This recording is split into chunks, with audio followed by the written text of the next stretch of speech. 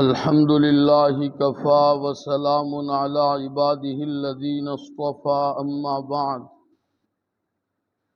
अऊज़ु बिल्लाहि मिनश शैतानिर रजीम बिस्मिल्लाहिर रहमानिर रहीम।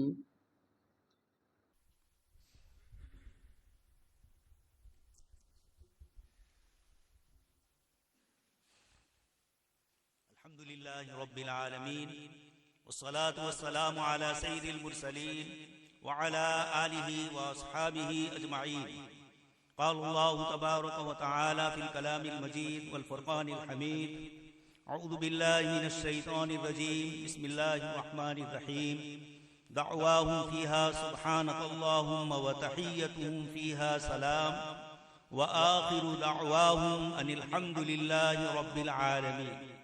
वक़ाल नबी सल्लल्लाहु अलैहि वसल्लम कलिमतानि हबीबतानि इलर रहमान खफीफतानि अलल लिसान तक़ीलतानि फिल मीज़ान सुब्हानल्लाहि व बिहम्दिही सुब्हानल्लाहिल अज़ीम। मुहतरम व मुकर्रम हज़रात उलमाए किराम, ईमान वाले भाइयों और अजीज़ तलबा, जैसे कि आप हज़रात जानते हैं, इस वक्त असहफुल कुतुब बाद किताबिल्लाह हज़रत इमाम बुखारी रहमतुल्लाह अलैह की जमा करदा जनाब नबी अकरम सल्लल्लाहु अलैहि वसल्लम की अहादीस मुबारका का ये ज़ख़ीरा हमारे सामने है और उसकी आखिरी हदीस की इस वक्त तिलावत की गई। मजमे में चूँकि अवामुन्नास भी है और अहले इल्म भी है, इसलिए ऐसे मौके पर बुखारी शरीफ के दर्स की वो बातें जिनका ताल्लुक़ तलबे अजीज़ से है, जो फ़न्नी और इल्मी और तहक़ीक़ी और मुबाहिसी गुफ्तगू होती है, एक तो हज़रात असातिज़े किराम उसको दर्स में सुनाते हैं, दूसरी आखिरी हदीस की निस्बत से, बुखारी शरीफ की निस्बत से जनाब नबी अकरम सल्लल्लाहु अलैहि वसल्लम से मोहब्बत और वाबस्तगी, वारफ्तगी और इश्क और शौक़ की बुनियाद पर हमारे अवामुन्नास भी जमा होते हैं। तो इस मौके पर बुखारी शरीफ या अहादीस मुबारका, उसकी हैसियत दीन में क्या है और उम्मत मुस्लिमा के लिए अहादीस मुबारका दीन के दो बुनियादी असातीन में से किताबुल्लाह के बाद अहादीस मुबारका है। अल्लाह पाक ने खुद इरशाद फरमाया, सुम्मा इन्ना अलैना बयान। आप सल्लल्लाहु अलैहि वसल्लम की लिसान मुबारक से किताबुल्लाह की तिलावत हो रही है और अल्लाह पाक इरशाद फरमाते हैं, इसके अल्फाज को महफूज करना ये भी हमारी जिम्मेदारी और इसके मानी का आपके कल्ब पर इल्का फरमाना, इसका बयान करना ये भी हमारे जिम्मे। इसलिए हमारे अवामुन्नास इस निस्बत से तशरीफ लाते हैं, लेकिन उम्मत मुस्लिमा का एक बहुत बड़ा तबका वो है जिनको ये मालूम नहीं है कि अहादीस मुबारका की हैसियत दीन में क्या है। इसलिए मैं आज की इस गुफ्तगू में हजरत इमाम बुखारी रहमतुल्लाह अलैह ने अपनी इस किताब में जो मेहनतें फरमाई, हदीस शरीफ तो बहुत सारे मुहद्दिसीन ने जमा फरमाई। पहली सदी हिजरी के आखिरी दौर से दूसरी सदी हिजरी, तीसरी सदी हिजरी और चौथी सदी हिजरी तक में अहादीस मुबारका की जमो तदवीन भी हो गई, तनक़ीह भी हो गई और उलमाए मुहद्दिसीन ने जर्ह व तादील के उसूल और ज़वाबित भी मुंज़बित फरमा दिए और इस तरीके से अहादीस मुबारका हमारे सामने मुनक्का होकर, बिल्कुल साफ और वाज़े होकर, जिसको आप सल्लल्लाहु अलैहि वसल्लम ने इरशाद फरमाया, कुल हादिही सबीली अदउ इलल्लाह अला बसीरतिन अना व मन इत्तबाअ, कि जिस दीन की अल्लाह के नबी सल्लल्लाहु अलैहि वसल्लम दावत दे रहे हैं, ये अला बसीरतिन अना, आप सल्लल्लाहु अलैहि वसल्लम फरमाते हैं मुकम्मल इत्मीनान के साथ, मुकम्मल क़ल्बी सुकून के साथ और उसके यकीन और उसके अदम तज़ल्ज़ुल का पुख्ता एतमाद के साथ मैं आपके सामने इस दीन को पेश करता हूँ। अला बसीरतिन अना व मन इत्तबाअ, जो मेरी पैरवी करने वाले हैं ये हजरात भी इस किताब और इस किताब की तशरीह जो अहादीस मुबारका है, इसको मुकम्मल तौर पर इत्मीनान से हासिल कर रहे हैं। अजीज तलबा, हजरत इमाम बुखारी रहमतुल्लाह अलैह ने अपनी इस किताब में और उसकी तालीफ में दो बड़े काम किए। आप जानते हैं सिहा सित्ता में से हर मुहद्दिस की अपनी कुछ शुरूत, जिनको इन्होंने ज़बानी तौर पर जिक्र नहीं फरमाया, लेकिन अल्लामा हाज़मी रहमतुल्लाह अलैह और अल्लामा मुक़द्दसी रहमतुल्लाह अलैह ने उसूलुल सित्ता और उसूलुल शराइत 5 मुहद्दिसीन की और शराइत 6 मुहद्दिसीन की, और उसके अंदर इन हजरात ने अपने क्या उसूल और ज़ाब्ते सराहतन तो नहीं लेकिन इनकी इबारतों से जो वाज़े हो रहे थे उसको इन्होंने नकल किया। उसी में शुरूतुल अइम्मतिस सित्ता में बहुत तफसील से हजरत इमाम बुखारी रहमतुल्लाह अलैह की शुरूत को जिक्र किया गया। इमाम बुखारी रहमतुल्लाह अलैह ने अपनी इस किताब में अहादीस मुबारका की जमा का जो एहतिमाम फरमाया, मुहद्दिसीन से रिवायत लेने के जो उसूल और ज़ाब्ते आपने मुतय्यन फरमाए, आपसे पहले किसी और मुहद्दिस के यहाँ ऐसे उसूल और ज़ाब्ते मालूम नहीं होते हैं, और न आपके बाद किसी और ने इस तरह के उसूल और ज़ाब्तों पर अमल फरमाया। हजरत इमाम बुखारी रहमतुल्लाह अलैह ने, आप सुन चुके हैं, मुस्लिम शरीफ के मुकद्दमे में हदीस मुआनअन पर गुफ्तगू करते हुए इमाम मुस्लिम रहमतुल्लाह अलैह ने कुछ इशारे फरमाए। हजरत इमाम बुखारी रहमतुल्लाह अलैह ने मुहद्दिस का सीमा और लिका उस जमाने में होना, और अगर वो हदीस मुआनअन है तो बुखारी शरीफ में या तो उसी जगह पर या किसी और मौके पर इमाम बुखारी रहमतुल्लाह अलैह इस हदीस मुआनअन को, जिसमें शक होता है कि शायद रावी ने मरवी अनह से इसको बराह रास्त न सुना हो, किसी वास्ते से सुना हो, इसका इहाम और शक पैदा होता है। हजरत इमाम बुखारी रहमतुल्लाह अलैह ने इसके लिए लिका की सीमा की शर्त लगाई, और अपनी किताब में जहां मुआनअन जिक्र फरमाया, कहीं न कहीं दूसरे मौके पर उसकी वजाहत फरमा दी कि फलाने का फलाने से सीमा साबित। सराहतन तो ऐसी इबारत जिक्र नहीं फरमाई, लेकिन इतना फरमा दिया फलाने ने फलाने से ये रिवायत तहदीस, जिससे पता चल जाता है कि ये रिवायत जैसे एक जगह पर मुआनअन है, दूसरी जगह पर वो हद्दसना के तसलसल और इरफा के साथ भी मौजूद। तो इमाम बुखारी रहमतुल्लाह अलैह ने अपनी इस किताब में जिन रिवायतों को जमा किया, उनके लेने की इमाम बुखारी रहमतुल्लाह अलैह ने बहुत कड़ी शर्तें रखी।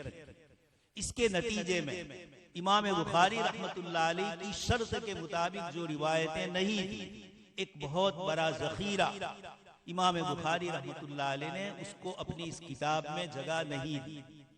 और अगर कहीं मौका आया उन रिवायतों के नकल करने का, तो अपनी किताब की तालीकात या तर्जमतल बाब में इमाम बुखारी रहमतुल्लाह अलैह ने उन रिवायतों को जिक्र किया। इससे एक फायदा तो उम्मत के सामने वो रिवायतें आ गई जो एक उस्ताद अपने शागिर्द की उसकी लंबी चौड़ी सोहबत और मुलाजमत में उस्ताद से शागिर्द जो सुनता है, इस तरतीब में अल्लामा इब्न शिहाब ज़ोहरी रहमतुल्लाह अलैह ने उस्ताद के मुख्तलिफ दरजात बतलाए हैं, जिनसे रावी से रिवायत सुनने वाला तालिब इल्म रिवायत सुनता है। उस्ताद की कसरतुल मुलाजमा अपने उस्ताद की सोहबत में वो लंबी मुद्दत रहा हो, और ज़ब्त इत्कान और अदालत की सलाहियत से अल्लाह पाक ने उसको वाफिर हिस्सा अता फरमाया। तो ज़ब्त इत्कान और कसरत मुलाजमत ये मुहद्दिसीन के नजदीक सबसे आला दर्जा। इमाम बुखारी रहमतुल्लाह अलैह ने अपनी किताब में अक्सर उन्हीं असातिज़ा और असातिज़ा के असातिज़ा से नकल किया जिन्होंने अपने शेख की सोहबत में एक लंबी जिंदगी गुजारी, कसरत मुलाजमा भी फरमाया, और उसके साथ अल्लाह पाक ने ज़ब्त इत्कान की सलाहियत से भी नवाजा। इस बुनियाद पर इमाम बुखारी रहमतुल्लाह अलैह ने ये पहली शर्त और हदीस लेने का ये पहला दर्जा, फिर उसके बाद ज़ब्त इत्कान में तो हो और मुलाजमत शेख कम हो। तीसरे नंबर पर मुलाजमत शेख तो ज्यादा है, लेकिन ज़ब्त इत्कान में कुछ कमी, बात दोनों में कमी, और 5वें नंबर पर ज़ईफ रिवायत है। इमाम बुखारी रहमतुल्लाह अलैह ने अपनी किताब में पहले और दूसरे दर्जे ही के मुहद्दिसीन की रिवायतों को लिया है। इमाम मुस्लिम रहमतुल्लाह अलैह ने भी इसी का एहतमाम फरमाया, लेकिन कभी कभार वो तीसरे दर्जे के रावियों से भी ले ले। सुनन में इमाम अबू दाऊद, इमाम नसई, इब्न माजा, इन हजरात ने, इमाम तिर्मिज़ी रहमतुल्लाह अलैह, इन हजरात ने पहले और दूसरे तबके के और दूसरे दर्जे के रावियों से तो लिया ही है, लेकिन तीसरे और चौथे दर्जे के रावियों से भी लिया है। लेकिन इमाम अबू दाऊद और इमाम तिर्मिज़ी की किताब खुद क़ाला अबू दाऊद मौजूद। इमाम तिर्मिज़ी रहमतुल्लाह अलैह तो खुद हदीस का दर्जा मुतय्यन फरमाते हैं, इसलिए वहां भी कोई इश्काल नहीं है। वो अगर किसी तीसरे चौथे दर्जे के रावियों से लेते हैं, लेकिन उसकी वजाहत हदीस शरीफ में फरमा देते हैं। इब्न माजा रहमतुल्लाह अलैह जिन्होंने 1300 रिवायतें सिहा खमसा के अलावा ली है, इसी तजद्दुद और इसी तनव्वु की बुनियाद पर मुहद्दिसीन ने मुअत्ता इमाम मालिक के बजाय इब्न माजा को सिहा सित्ता में शामिल किया। तो इमाम बुखारी रहमतुल्लाह अलैह ने अपनी किताब में सबसे पहले एहतमाम इन मुहद्दिसीन का किया जो अपने शुयूख की सोहबत में ज़ब्त व इत्क़ान के साथ कसरत से रहे। इस बुनियाद पर इमाम बुखारी रहमतुल्लाह अलैह को एक मसला पेश आया। आपने बारहा तजरबा किया, वो रिवायतें जिनसे इमाम दाऊद, इमाम तिर्मिज़ी, इमाम नसई हदीस शरीफ में इस्तिदलाल फरमाते हैं मसाइल के इस्तिंबात के लिए, और वो अहादीस बिल्कुल सरीह होती है। जिस मसले के मुताल्लिक तहकीक करना है, इस मसले की इबारतुन नस वहां मौजूद होती है। लेकिन इमाम बुखारी रहमतुल्लाह अलैह की शर्त के मुताबिक न होने की बुनियाद पर हजरत इमाम बुखारी रहमतुल्लाह अलैह उस रिवायत को या तो तर्जमतल बाब में या तालीकात में या मुताबाआत में नकल फरमा देते हैं, उसको अपनी किताब की सनद और मतन के साथ जिक्र नहीं फरमाते।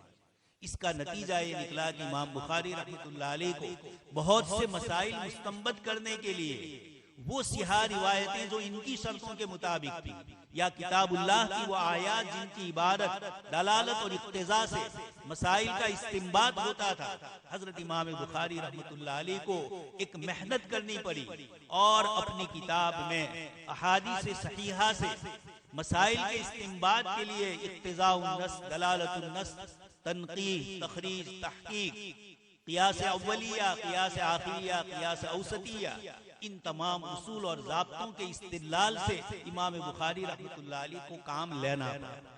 इसलिए बुखारी शरीफ में एक तरफ अहादीस मुबारका को मुस्तंबत करके जिक्र किया गया, इसलिए बुखारी से किसी रिवायत का तलाश करना मुश्किल हो। हजरत इमाम मुस्लिम रहमतुल्लाह अलैह ने अपनी किताब में अहादीस मुबारका की शर्तों का लिहाज फरमाया, लेकिन कुछ शुरूत में अपने उस्ताद मोहतरम से इन्होंने अलग इख्तिलाफ किया। इस बुनियाद पर इमाम मुस्लिम रहमतुल्लाह अलैह की किताब में कुछ रिवायतें तीसरे दर्जे के हजरात की भी आ गई, लेकिन चूंकि इमाम मुस्लिम रहमतुल्लाह अलैह का मकसद सही अहादीस को जमा करके उम्मत के सामने पेश करना, हत्ता कि आपने उसके तर्जमे भी कायम नहीं फरमाए और सिर्फ आपने रिवायतें जमा फरमाई। ये काम तो इमाम बुखारी रहमतुल्लाह अलैह ने इनसे ज्यादा मेहनत से फरमाया, लेकिन इमाम बुखारी रहमतुल्लाह अलैह ने सिर्फ अहादीस सहीहा को जिक्र नहीं फरमाया, उससे आपने अपनी किताब में मसाइल को मुस्तंबत किया। इसलिए बुखारी शरीफ पढ़ने वाले तालिबे इल्म को ये शक होता है कि मैं फिकाह की किताब पढ़ रहा हूँ या हदीस शरीफ की किताब पढ़ रहा हूँ। इमाम बुखारी रहमतुल्लाह अलैह यहाँ पर भी किताबुल्लाह की आयत लाए इस आखिरी बाब में भी।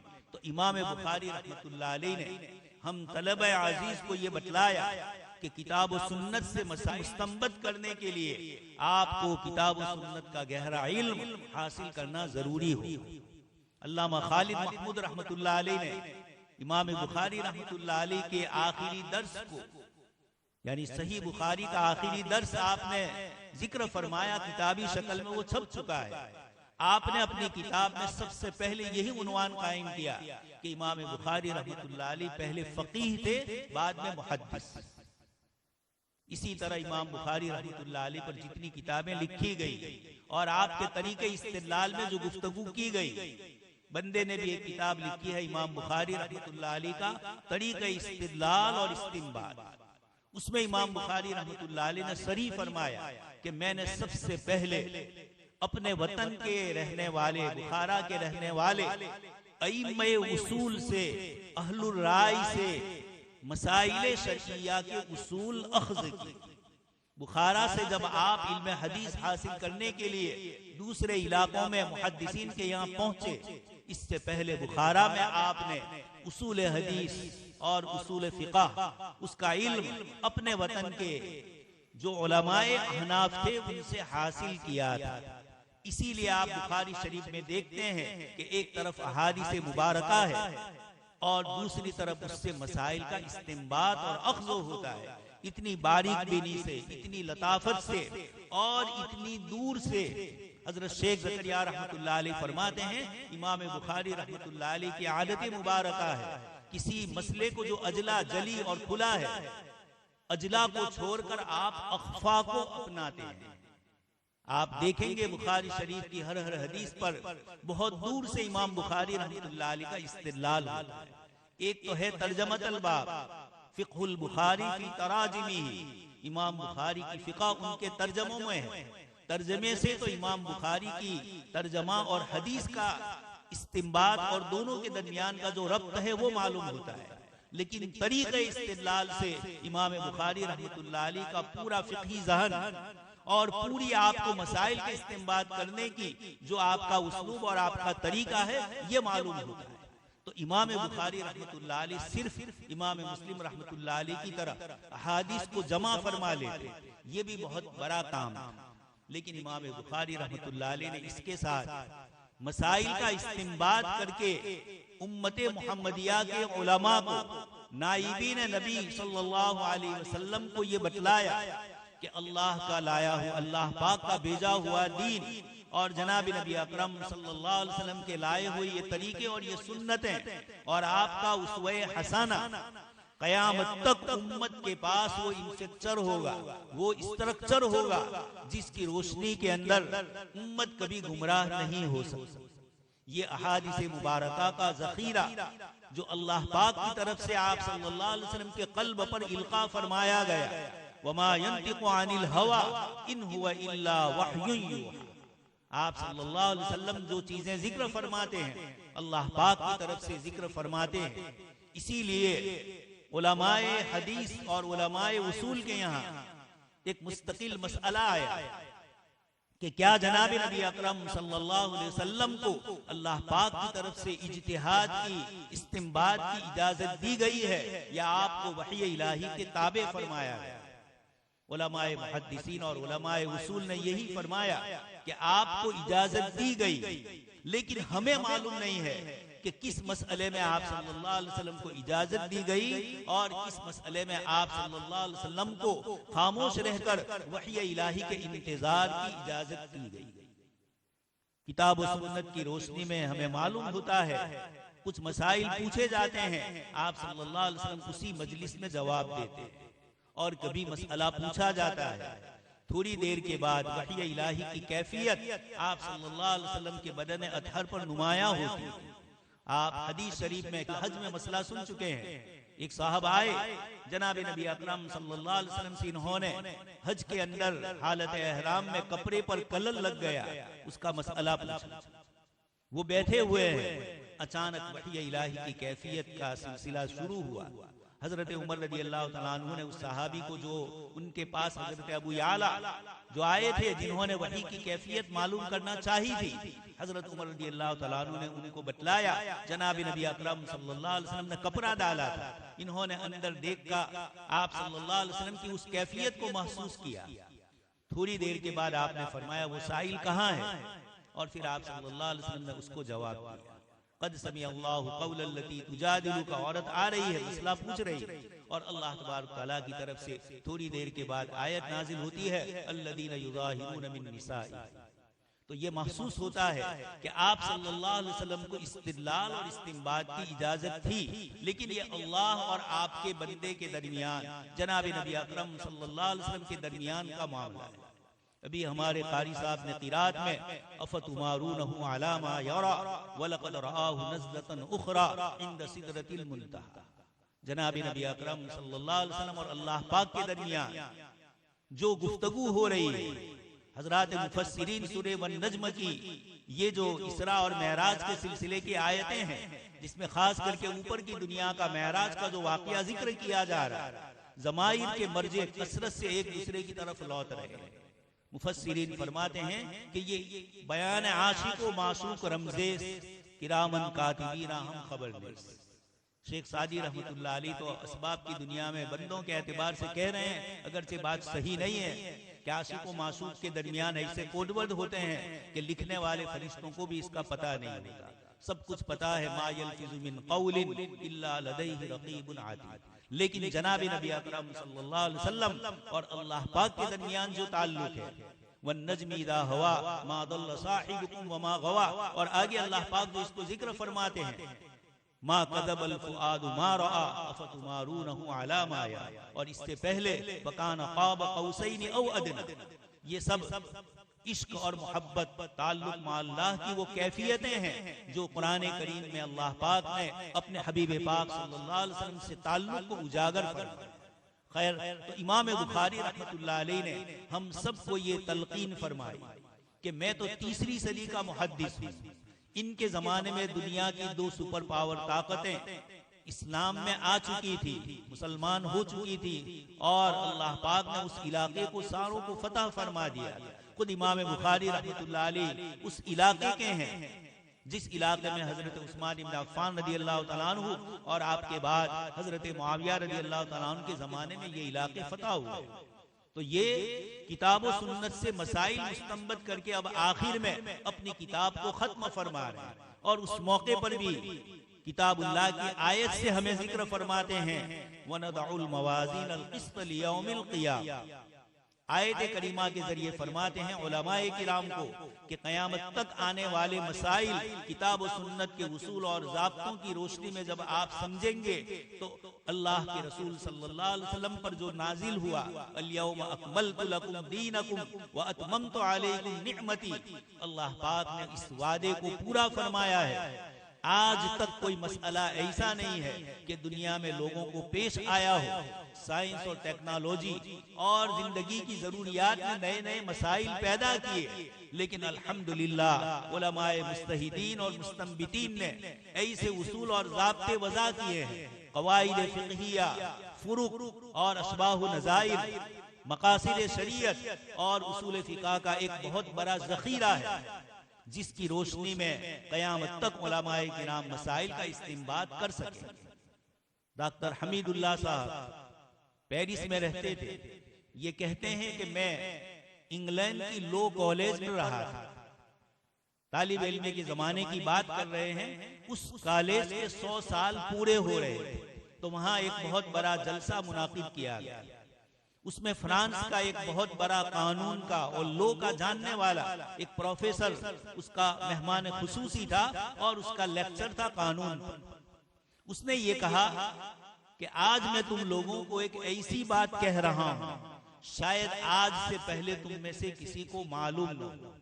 उसने कहा, मैं कानून का प्रोफेसर, जिंदगी मैंने कानून में खपाई, किस तरीके से कानून वज़ा किए जाते हैं, कानून वज़ा करने के वैल्यूज और उसकी कदरें क्या होती है, कौन से माहौल में किस तरीके से कायदा बनाया जाता है, लोगों से लोगों के अहवाल रिवाजात और लोग इस कानून को कबूल करेंगे या नहीं, इस किस्म की बहुत सारी पेचीदगियां होती है। उसके बाद कोई कानून तैयार किया जाता है और फिर पार्लियामेंट में पेश किया जाता है, और फिर वहां से पास होकर मुल्क का कानून बनता है, और फिर अदालतें उसको नाफिज करती हैं। उसका कहना है उसी गुफ्तगू में कि मैं तुमको ये बात कहना चाह रहा हूं कि मुसलमानों के पास कानून ही नहीं है, बल्कि रूट ऑफ लॉ, कानून बनाने के क्या कवायद होने चाहिए, कानून बनाने के लिए वो कौन से मयारात होने चाहिए, ये मुसलमानों के पास मौजूद है। इनके यहाँ उसूल है कि सबसे पहले किताबुल्लाह से मसाइल का इस्तिंबात होता है। किताबुल्लाह से मसाइल के इस्तिंबात के लिए इनके यहाँ उसूल फ़िक़ह नाम का एक मुस्तकिल फन मौजूद। और अगर वो मसला किताबुल्लाह से मालूम नहीं हो रहा, फ़इल्लम तजिद, जनाब नबी अकरम सल्लल्लाहु अलैहि वसल्लम ने हजरत मुआज को जो फरमाया कि अगर तू न पाए, यानी है लेकिन तुम्हारी नजर वहां तक न पहुंच सके, तो आप सल्लल्लाहु अलैहि वसल्लम के इस इरशाद के मुताबिक उसका कहना है कि इनके यहाँ पहले किताबुल्लाह से मसाइल मुस्तंबत होते हैं। अगर उनकी नजर वहां तक नहीं पहुंचती तो अहादीस मुबारका से मसाइल के इस्तिंबात के भी उसूल। किताबुल्लाह में तो अल्फाज से बहस नज़्म से नहीं होगी, लेकिन अहादीस मुबारका में दूसरी बहस राविया ने हदीस से होगी। इसलिए आप जानते हैं इमाम बुखारी रहमतुल्लाह अलैह ने अपनी इस किताब से पहले जर्ह तादील की किताबें लिखी, तारीख की किताब लिखी, तारीख कबीर, तारीख सगीर। इमाम बुखारी रहमतुल्लाह अलैह ने मुहद्दिसीन के अहवाल लिए, कौन सा मुहद्दिस काबिल एतबार है, कौन सा काबिल एतबार नहीं है, इमाम बुखारी रहमतुल्लाह अलैह ने उसको भी जिक्र फरमाया। खैर, उसका ये कहना है कि मुसलमानों को मसाइल के मुस्तंबत करने के लिए, कानून को वज़ा करने के लिए कोई परेशानी नहीं होती। तीसरे नंबर पर इनके यहाँ इजमाए उम्मत के तसलसल के साथ अहले इल्म और अहले सलाह और अहले तकवा का जो मामूल होगा और मसाइल के सिलसिले में इत्तेफाकात होंगे, इत्तेफाक कौली हो, इत्तेफाक अमली हो। इजमा की बहुत सारी किस्में उसूल फिक़ह में जिक्र की गई। चौथे नंबर पर उनके यहाँ किताब व सुन्नत से मसाइल मुस्तंबत करने का एक बहुत बड़ा तरीका है क़ियास, इस्तिहसान और इस्तिस्लाह, सद्दे ज़राए। ये मसाइल के इस्तिंबात का इनके यहाँ तरीका है। ये इमाम बुखारी रहमतुल्लाह अलैह ने अपनी किताब में इन तमाम उसूल और कवाइद से काम लिया है। और आपने पूरी किताब में देखा कि हर जगह पर इमाम बुखारी सोने वालों को दर्स नहीं देते हैं। इमाम बुखारी की किताब सुनते हुए, पढ़ते हुए तालिब इल्म को ज़हनी तौर पर भी बेदार रहना पड़ेगा। फ़इन्नहा ला तामल अब्सार वलाकिन तामल क़ुलूबुल लती फ़िस्सूदूर। दिल अंधे होते हैं, आंखें बेचारी खुली हुई है, लेकिन क़ुलूब अंदर नहीं आ रहे।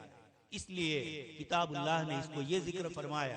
तो इमाम बुखारी रहमतुल्लाह अलैह ने अपनी किताब में इन सारे एहतिमामात फरमाए, और इसीलिए हर जमाने के ज़हीन मुहद्दिसीन, फुक़हा, मुज्तहिदीन ने इमाम बुखारी रहमतुल्लाह अलैह की किताब से अपने आप की वाबस्तगी रखी।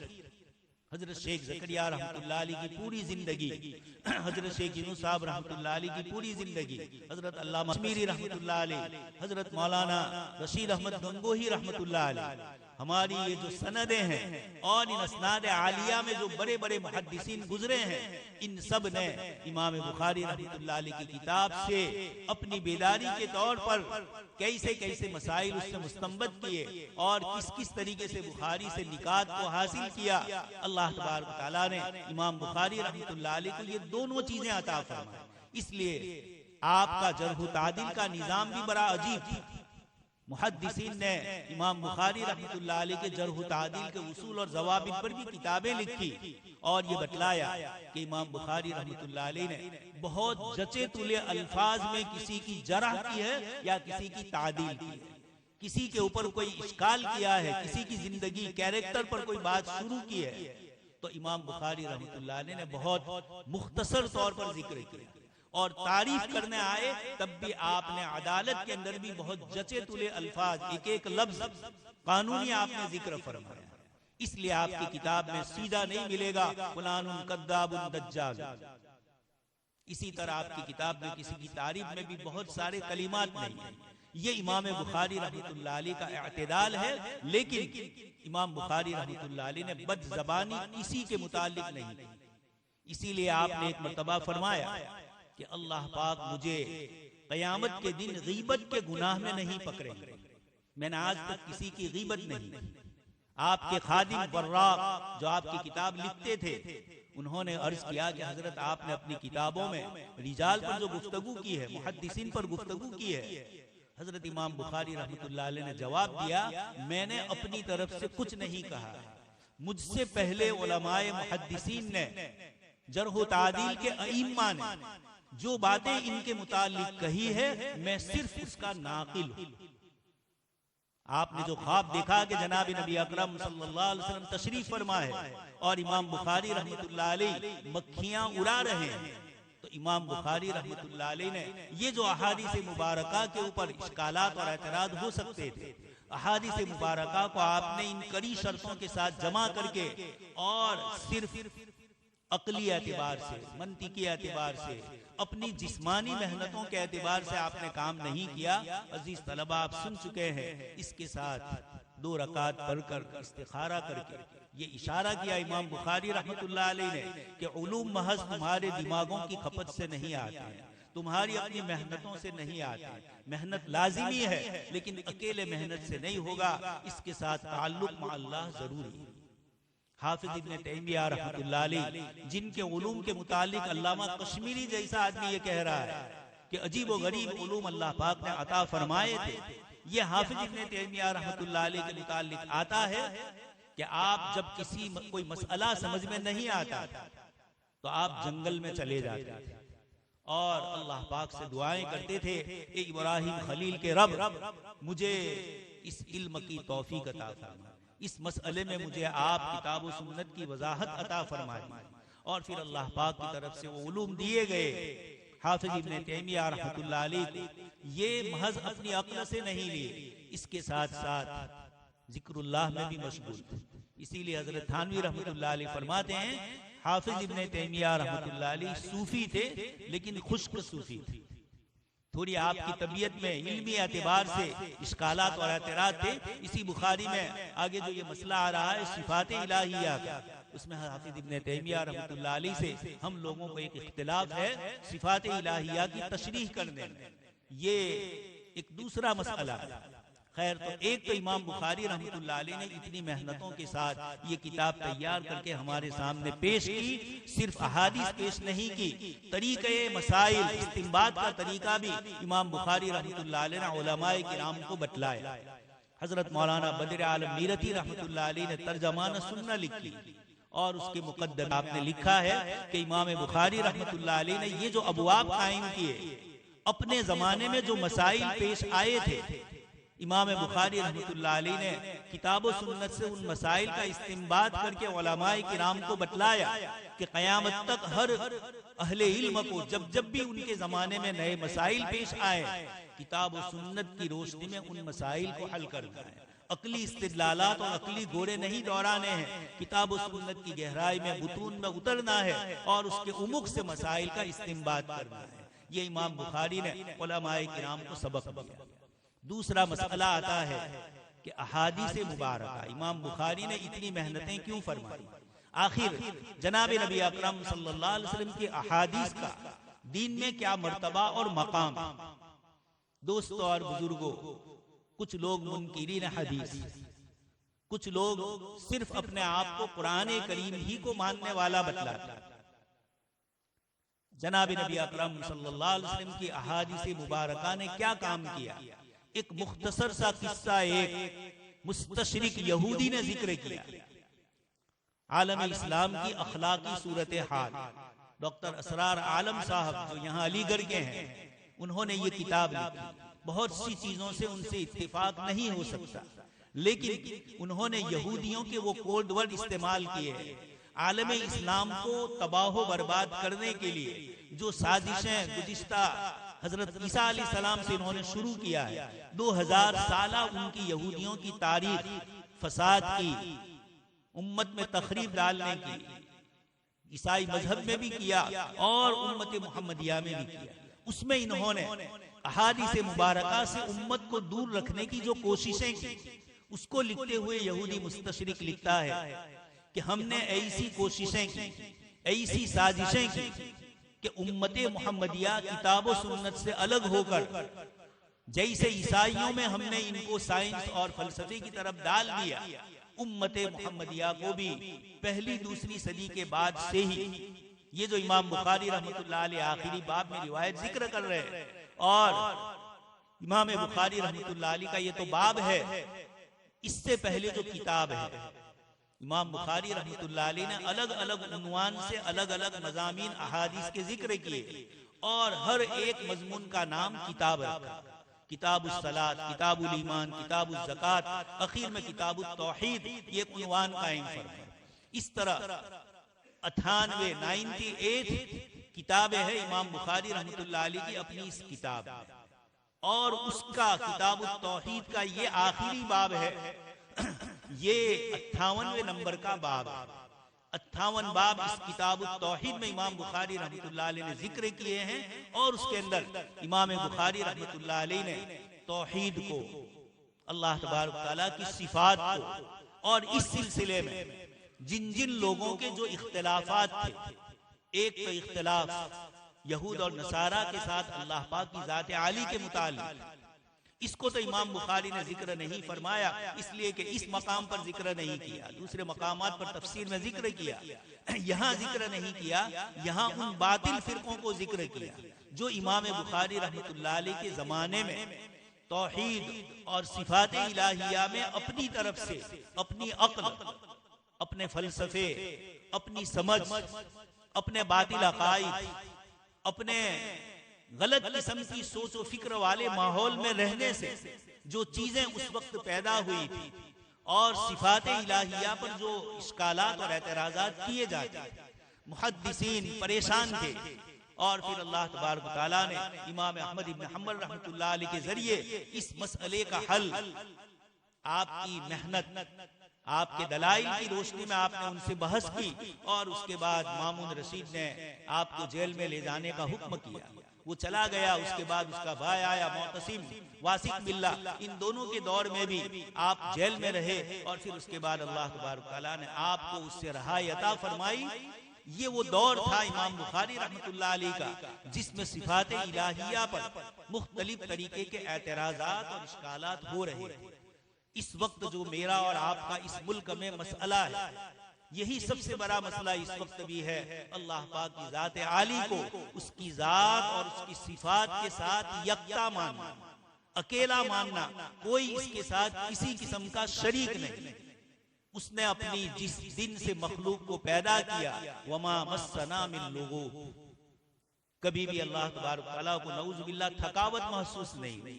वो शनीचर के दिन आराम नहीं करता है। उसने दे दिया किसी को और खुद वो आराम से रहे, नऊज़ बिल्लाह। न डार्विन की थ्योरी, न आइजैक न्यूटन की थ्योरी, और न उस वक्त के मोतजिला, कर्रामिया, जहमिया, इस किस्म की जितनी बातिल जमातें थी, इमाम बुखारी रहमतुल्लाह अलैह का ये सबक हमारे आज के इस दिन हमारे लिए बड़ी मुनासबत रखता है। अल्लाह पाक की तौहीद और सिफात से, मुल्क के हालात के एतबार से, कुछ मुसलमानों की तरफ से जो गलत चीजें पेश की जाने, और जो मुसलमानों की वद्दू लौ तुदहिनु फयुदहिनून, कुरान करीम ने 1400 साल पहले फरमाया कि मुशरिकीन ये चाहते हैं, वद्दू लौ तुदहिन, कि आप कमजोर पर जाओ, आप मुदाहनत फी दीन करो, आप तसल्लुफ फी दीन से अलग हो जाओ अपने अकाइद और अपने नजरियात से, तो तुदहिनून वो भी आएंगे। कुल या अय्युहल काफिरून ला अअबुदु मा तअबुदून। अल्लाह पाक ने साफ फरमा दिया। ये आयतें इब्तिदा में नाजिल हुई जिस वक्त मुसालहत के मामलात हो सकते थे। ये मदनी जिंदगी की आयतें नहीं है, ये मक्की, और वो भी इब्तिदाई जमाने सैयदना इब्राहिम अलैहिस्सलाम के वाक़ियात कुरान ने जिक्र करके हमें बतलाया, इल्लल्लज़ी फतरनी फइन्नहु सयहदीन। सबसे आपने अपने आप को अलग कर दिया, इल्लल्लज़ी फतरनी। इसलिए इस वक्त भी जो जंग है, ये मंदिर मस्जिद की नहीं है, ये तो सियासत है। असल चीज जो है जिसके ऊपर ये मजहब कायम है, अल्लाह पाक की ज़ात आली के अलावा नऊज़ बिल्लाह अवतार की शक्लें इंसानों को देना और इंसान को खुदाइयत के मर्तबे पर पहुंचाना, ये हमारे मुसलमान भाइयों को मालूम नहीं होगा। हमारे यहाँ ये अकीदा है कि जब जब भी हालात नाखुशगवार हुए, अल्लाह तबारक व तआला ने अंबिया किराम अलैहिस्सलाम को भेजा, और 36 सदी ईस्वी में जबकि पूरे आलम के हालात नाखुशगवार थे, अल्लाह तबारक व तआला ने जनाब नबी अकरम सल्लल्लाहु अलैहि वसल्लम को खातमुन नबिय्यीन बनाकर भेजा, और आपकी शरीयत को आखिरी शरीयत और आपकी जिंदगी को चैलेंज के तौर पर लक़द कान लकुम फी रसूलिल्लाहि उस्वतुन हसनह चैलेंज फरमाया। इमाम बुखारी रहमतुल्लाह अलैह ने इस दावे को दलील से साबित किया कि जनाब नबी अकरम सल्लल्लाहु अलैहि वसल्लम की जिंदगी पर अमल करना है तो मेरी ये किताब मौजूद है। जिस जमाने में भी तुम होंगे, किताब और सुन्नत से मसाइल ऐसे मुस्तंबत होंगे कि उम्मत कभी किसी और की मोहताज नहीं। मसाइल के इस्तिंबात में अकली दलाइल से काम लिया जाएगा, कियास के अंदर मकीस अलैह और मकीस और फिर इल्लते तर्दिया, इल्लते अक्सिया, ये सारी चीजें आएगी, लेकिन रोशनी होगी किताबों सुन्नत, अक्ल की रोशनी में मसाइल मुस्तंबत नहीं होंगे। तो इमाम बुखारी रहमतुल्लाह अलैह ने मुझे और आपको इन हालात में बतलाया कि अल्लाह पाक की जात और अल्लाह पाक की सिफात, इन दोनों की रोशनी में इमाम बुखारी रहमतुल्लाह अलैह ने अपने जमाने के उन बातिल नजरियात और फिरकों की बुनियाद पर अपनी किताब के शुरू में किताबुल ईमान तो जिक्र कर दिया, लेकिन किताब के आखिर में किताबुत तौहीद और रद्द अलल जहमिया वगैरह, जहमिया और उनके अलावा के रद में इमाम बुखारी रहमतुल्लाह अलैह ने अपनी इस किताब को, जो आखिरी किताब है, यानी किताब का जो आखिरी चैप्टर और आखिरी प्रकरण है, इमाम बुखारी रहमतुल्लाह अलैह ने उसका नाम भी किताबुत तौहीद रखा। मुहद्दिसीन फरमाते हैं कि पहला किताबुल ईमान ईजाबी तौर पर, पॉजिटिव तौर पर ईमान है, और अब ये जो किताबुत तौहीद है ये नेगेटिव तौर पर है कि दूसरे लोगों ने अल्लाह पाक की तौहीद में जो गड़बड़ी की है, ईमानियात में जो दूसरा गदला और कचरा आ चुका है, चाहे वो मामून रशीद के फलसफे से आया हो या चाहे आइजैक न्यूटन और डार्विन के नजरियों से इल्ल और मालूल, इल्लत और मालूल का इर्तिका का नजरिया और उत्क्रांतिवाद के नजरिए से जो इल्हाद आ रहा है, इमाम बुखारी रहमतुल्लाह अलैह ने किताब तौहीद के जरिए उन दोनों किस्म के नेगेटिव नजरियात को रद्द कर दिया। कयामत तक जितनी भी सोच आएगी अक्ली, इमाम बुखारी रहमतुल्लाह अलैह ने एक तरफ तो फरमाया इन्नमल आमालु बिन्नियात, इससे हमारी नीयतों को दुरुस्त करने का हुक्म फरमाया, और जुमला खबरिया में इंशाइया कि मैंने अपनी नीयत इस किताब में दुरुस्त कर ली है, तुम भी अपनी नीयतों को दुरुस्त कर लो।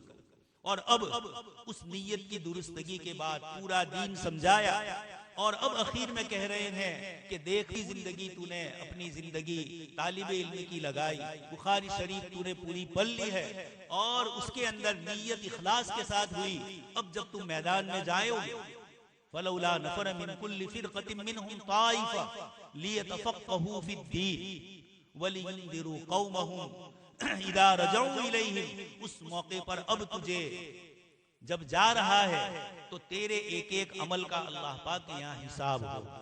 मैंने अपनी किताब लिखी, ये भी मेरा एक अमल है, और इस अमल से मेरी नीयत का इखलास और इत्तिबाए सुन्नत, इसकी बुनियाद पर मुझे कवी उम्मीद है कि अल्लाह पाक मेरे इस अमल को कबूल करेंगे। आज 1200 साल हो गए, 156 हिजरी में पैदाइश, 194 में और 256 हिजरी में आपका इंतकाल हुआ, और ये 1400 आप देख रहे हैं आधी सदी गुजर गई।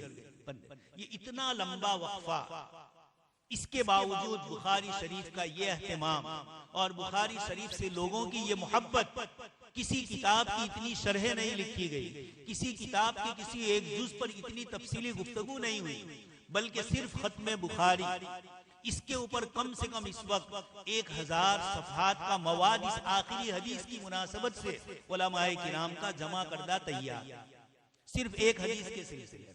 ये अल्लाह तबारक तआला के इस दीन से, जनाब नबी अकरम सल्लल्लाहु अलैहि वसल्लम की इन अहादीस से उम्मत को मोहब्बत है, इसलिए कि इमाम बुखारी का ये अमल इखलास से हुआ है। अजीज तलबा को इमाम बुखारी फरमाते हैं, फारिग होकर आप अमल के मैदान में जा रहे हैं तो आपकी नीयत दुरुस्त होगी तो अल्लाह तबारक तआला नीयत की दुरुस्तगी पर आपको इधर उधर भटकने नहीं देंगे। सबसे पहले ये होगा, हालात नाखुशगवार आएंगे, लेकिन उस मौके पर शैतान वसवसे डालेगा, लेकिन आप ये समझेंगे कि मुझे बंदों को राजी नहीं करना है, जिस जात के लिए मैं अमल कर रहा हूँ उसकी रजामंदी है। एक बुजुर्ग इबादत करते थे, आबिद थे, आलिम नहीं थे। उनके किसी मुरीद ने कहा कि आप कई सालों से इबादत करते हैं, क्या मालूम अल्लाह पाक के यहाँ कबूलियत है या? आबिद थे, फौरन परेशान हो गए। अल्लाह पाक की तरफ से गैब से आवाज आई, लब्बैक कबूल मास। इमाम राजी फरमाते हैं, इमाम मौलाना रूम फरमाते हैं कि लब्बैक कबूल मास, एक इबादत के बाद दूसरी इबादत में मशगूल होना, ये हमारी तरफ से कबूलियत की दलील। उसी को बुलाते हैं जिससे राजी हो। तेरा मस्जिद में आना, इबादतों में मशगूल होना, दीन के काम में तेरा पहले दिन से आखिरी जिंदगी देख रहे हैं आप हजरत मौलाना जिंदगी 50-50 साल से ये उलमाए किराम लगे हुए हैं। ये क्या है? अल्लाह पाक ने इखलास की बुनियाद पर ऐसा मजबूती से रखा, हालात नाखुशगवार कितने आए, लेकिन इसके बावजूद इमाम बुखारी फरमाते हैं जब नीयत में इखलास होगा तो और इत्तिबाए सुन्नत होगी, ये जरूरी है। मुखलिस हो लेकिन बेचारा शरीयत को ना जानता हो तो बिदात का इर्तिकाब कर लेगा। इसलिए फरमाया इत्तिबाए सुन्नत। इमाम बुखारी ने अपनी किताब इत्तिबाए सुन्नत से लिखी और इत्तिबाए सुन्नत ही की दावत पर किताब के मसाइल मुस्तंबत किए और हम सबको ये हुक्म दिया। इसके साथ वज़न आमाल पर इमाम बुखारी ने बहस फरमाई। दोस्तों और बुजुर्गों, वज़न आमाल सबसे बड़ा मसला है, इसलिए कि आदमी दुनिया से जाएगा। अल्लाह पाक ने ये निजाम दुनिया में बनाया है, यहाँ अच्छे और बुरे हालात आते हैं। हाफिज इब्न कसीर रहमतुल्लाह अलैह ने अक्ली एतबार से भी ये दलील पेश की कि यहाँ कभी कोई मुजरिम पूरी जिंदगी आराम से रहता है और कोई मुत्तकी और परहेजगार पूरी जिंदगी परेशानियों में होता है, तो किसी ऐसे आलम का होना जरूरी है जहाँ पर हिसाब किताब हो और आदिल का निजाम हो, अदल वाला। इसीलिए फरमाया वज़न आमाल। इमाम मुजाहिद रहमतुल्लाह अलैह का कौल जो आपने सुना कि मुजाहिद फरमाते हैं अल क़िस्तास अल अदल बिर्रुमिय्या, और वो अदल फरमा रहे हैं। इमाम मुजाहिद रहमतुल्लाह अलैह यहाँ आयत की तावील नहीं फरमा रहे, आयत से मजाजी मफहूम मुराद ले रहे हैं जो उलमाए अहले वल जमात का तरीका है और जिसमें हाफिज इब्न तैमिया रहमतुल्लाह अलैह से हमें थोड़ा इख्तिलाफ। सिफात खुदावंदी में उसकी तावील न की जाए, उसको मिनवान रखा जाए, ये कौन सी सिफात है। इसलिए इमाम बुखारी रहमतुल्लाह अलैह ने किताबुत तौहीद में आखिरी बाब में वनदउल मवाज़ीन अल क़िस्त के जरिए वज़न आमाल बतलाकर ये बतलाया कि इन आमाल का वजन होगा। उस पर जहमिया सबसे ज्यादा सिफात इलाहिया के मुनकिर है। मैंने अजीज तलबा को बतलाया कि इमाम बुखारी रहमतुल्लाह अलैह ने किताबुत तौहीद में 58 बाब कायम फरमाए, उसमें 31 बाब में इल्म कलाम और सिफत कलाम की बहस इमाम बुखारी रहमतुल्लाह अलैह ने फरमाई। ये 31 बाब में कलाम की बहस क्यों फरमाई? इसलिए कि इमाम अहमद रहमतुल्लाह अलैह और इन बुजुर्गों के जमाने में सबसे पहले जो मसला पेश आया, कुरान करीम अल्लाह की मखलूक है या नहीं, इस पर बहस हुई। मामून रशीद के जमाने में उन उलूम को जो फलसफियाना उलूम कहलाते हैं, रूमी इलाकों में जब मुसलमानों ने फतह हासिल कर ली, खलीफा मंसूर के जमाने में भी और उसके बाद मामून के जमाने में इन किताबों का मुख्तलिफ जबानों में जो ये किताबें थी इनका अरबी में तर्जमा किया गया। एक बड़ी वजह ये जिक्र की जाती है कि इसकी बुनियाद के ऊपर मुसलमानों में बातिनी ये मुख्तलिफ किस्म के नजरियात आए, यकीनन ये आए, लेकिन मंतिक और अक्ल ये एक फितरी उलूम में से, फलसफा एक अलग चीज है। मुझे आपको ये बतलाना है कि जाहिलों में भी बहुत सारी बिदात होती है, बहुत सारे गलत तरीके होते हैं। यही हाल इमाम बुखारी रहमतुल्लाह अलैह के जमाने में मुअतज़िला के अलावा, वो तो अक्ली उलूम वाले थे, जहमिया, कर्रामिया, कदरिया, जबरिया, अजीब अजीब किस्म के नजरियात वाले लोग थे। ये कैसे हुए? वजह ये हुई कि हजरात सहाबाए किराम के जमाने तक किताबुल्लाह और सुन्नत नबी सल्लल्लाहु अलैहि वसल्लम के उलूम लोगों तक पहुंचाए गए और उस आखिरी खिलाफत राशिदा के आखिरी दौर में दुनिया की 2 सुपर पावर ताकतें ईरान और रोम, वहां के रहने वाले इस्लाम में दाखिल हुए। मुसलमानों ने वहां पर हुकूमतें फरमाई। वहां का निजाम हजरत उमर रज़ी अल्लाह तआला अन्हु ने अल फारूक में अल्लामा शिबली ने बहुत तफसील से जिक्र फरमाया है। हजरत उमर रज़ी अल्लाह तआला अन्हु ने खिलाफत राशिदा का सियासी और माशी निजाम किस तरीके से कायम फरमाया। खैर, बतलाना यह है कि सहाबाए किराम के दौर में ये जो एक बड़ी तादाद इस्लाम में दाखिल हुई, उसमें एक तो वो तबका था जो अवामुन नास का, जिनके पास दीन और शरीयत कुछ नहीं थी। वो अपने पुराने मज़ाहिब में रहते थे, जहालत में, नादानी में, और वहां से वो बेचारे इस्लाम में आए, मसाइल से वाकिफ नहीं थे। ऐसों को गुमराह करना बहुत आसान होता है। इसलिए यहूदियत जो खार खाए हुए बैठी थी, ईसाइयत जिसने रोम में शिकस्त खाई थी शाम में, इसी तरह मजूसियत जिसने ईरान में शिकस्त खाई थी, और खुद वहां उन मजाहिब में जो बातिल नजरियात वाले लोग थे, इन्होंने मुख्तलिफ तरीके से मुसलमानों में, और इसी तरह उब्बाद और जुहाद का एक जाहिल सूफियों का तबका था, इन तमाम का मुश्तरका मजमुआ बना और इसके नतीजे में मुख्तलिफ फिरके पैदा हुए। ऐसा भी हुआ कि एक फिरके का एक अकीदा है, दूसरे का दूसरा है। कभी यही हुआ कि एक फिरके के कुछ लोगों का नजरिया ये भी है और दूसरा भी है। ये मैं इसलिए कह रहा हूँ कि इमाम बुखारी रहमतुल्लाह अलैह ने वनदउल मवाज़िन अल क़िस्त में वाना आमाल पर जो गुफ्तगू फरमाई, कुछ हजरात ने कहा कि इमाम बुखारी रहमतुल्लाह अलैह जहमिया का जवाब दे रहे हैं और जहमिया में तो ये नजरिया नहीं था। उसका जवाब मुहद्दिसीन में से कुछ हजरात ने यही दिया कि इमाम बुखारी रहमतुल्लाह अलैह ने अपने जमाने में जिन लोगों को देखा, खुद हम अपने यहाँ बातिल फिरकों को देखें कि उनके नजरियात बहुत सारे बातिल फिरकों के एक दूसरे से मिल जाते हैं। कभी तो नजरियाती एतबार से मिलना होता है और कभी दुश्मनी में, कि चूंकि अहले सुन्नत का ये मसलक है इसलिए इनकी मुखालफत में फलाने की मुआफकत करो। इस बुनियाद के ऊपर भी बहुत सारे बातिल नजरिए पैदा हुए। हजरत इमाम बुखारी रहमतुल्लाह अलैह ने अपनी इस किताब की किताब तौहीद में इल्म कलाम में सबसे तफसीली गुफ्तगू इसलिए की कि मामून रशीद के जमाने से कुरान करीम के अल्लाह के मखलूक होने न होने की बहस छेड़ी गई। इमाम अहमद रहमतुल्लाह अलैह ने फरमाया कि कुरान करीम कलामुल्लाह गैरु मखलूकिन, अगर दलील है तो मेरे पास लाओ, लेकिन कोई दलील पेश नहीं कर सके। इमाम अहमद रहमतुल्लाह अलैह ने एक आयत पेश की, ज़रनी वमन खलक़तु वहीदा।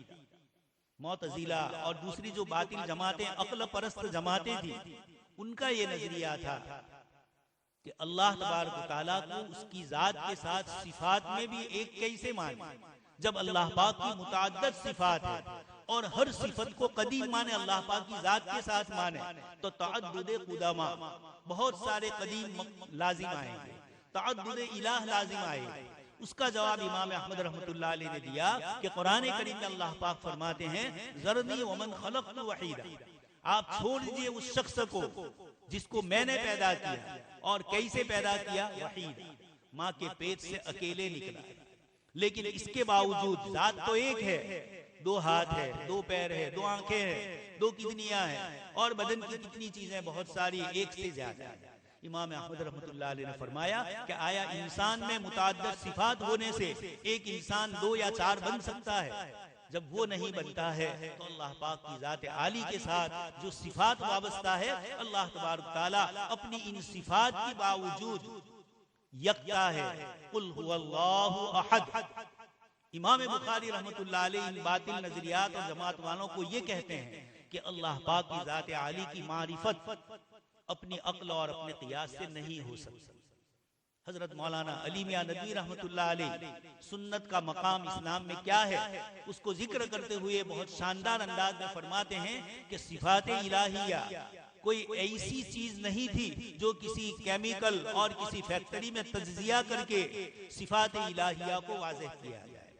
मंतिक और फलसफे वालों के पास बड़े बड़े अल्फाज थे, अकली इस्तिदलालात थे, लेकिन अमली जिंदगी में और अकाइद की दुनिया के अंदर इनकी ये दलीलें इंसानी अक्ल काम नहीं कर सकती। दोस्तों और बुजुर्गों, इमाम बुखारी के इस पूरी किताब तौहीद का हासिल ये है कि अल्लाह, इसलिए कि आपने इस किताब में 58 अबवाब में हर जगह पर अल्लाह पाक की अलग अलग सिफात को जिक्र किया।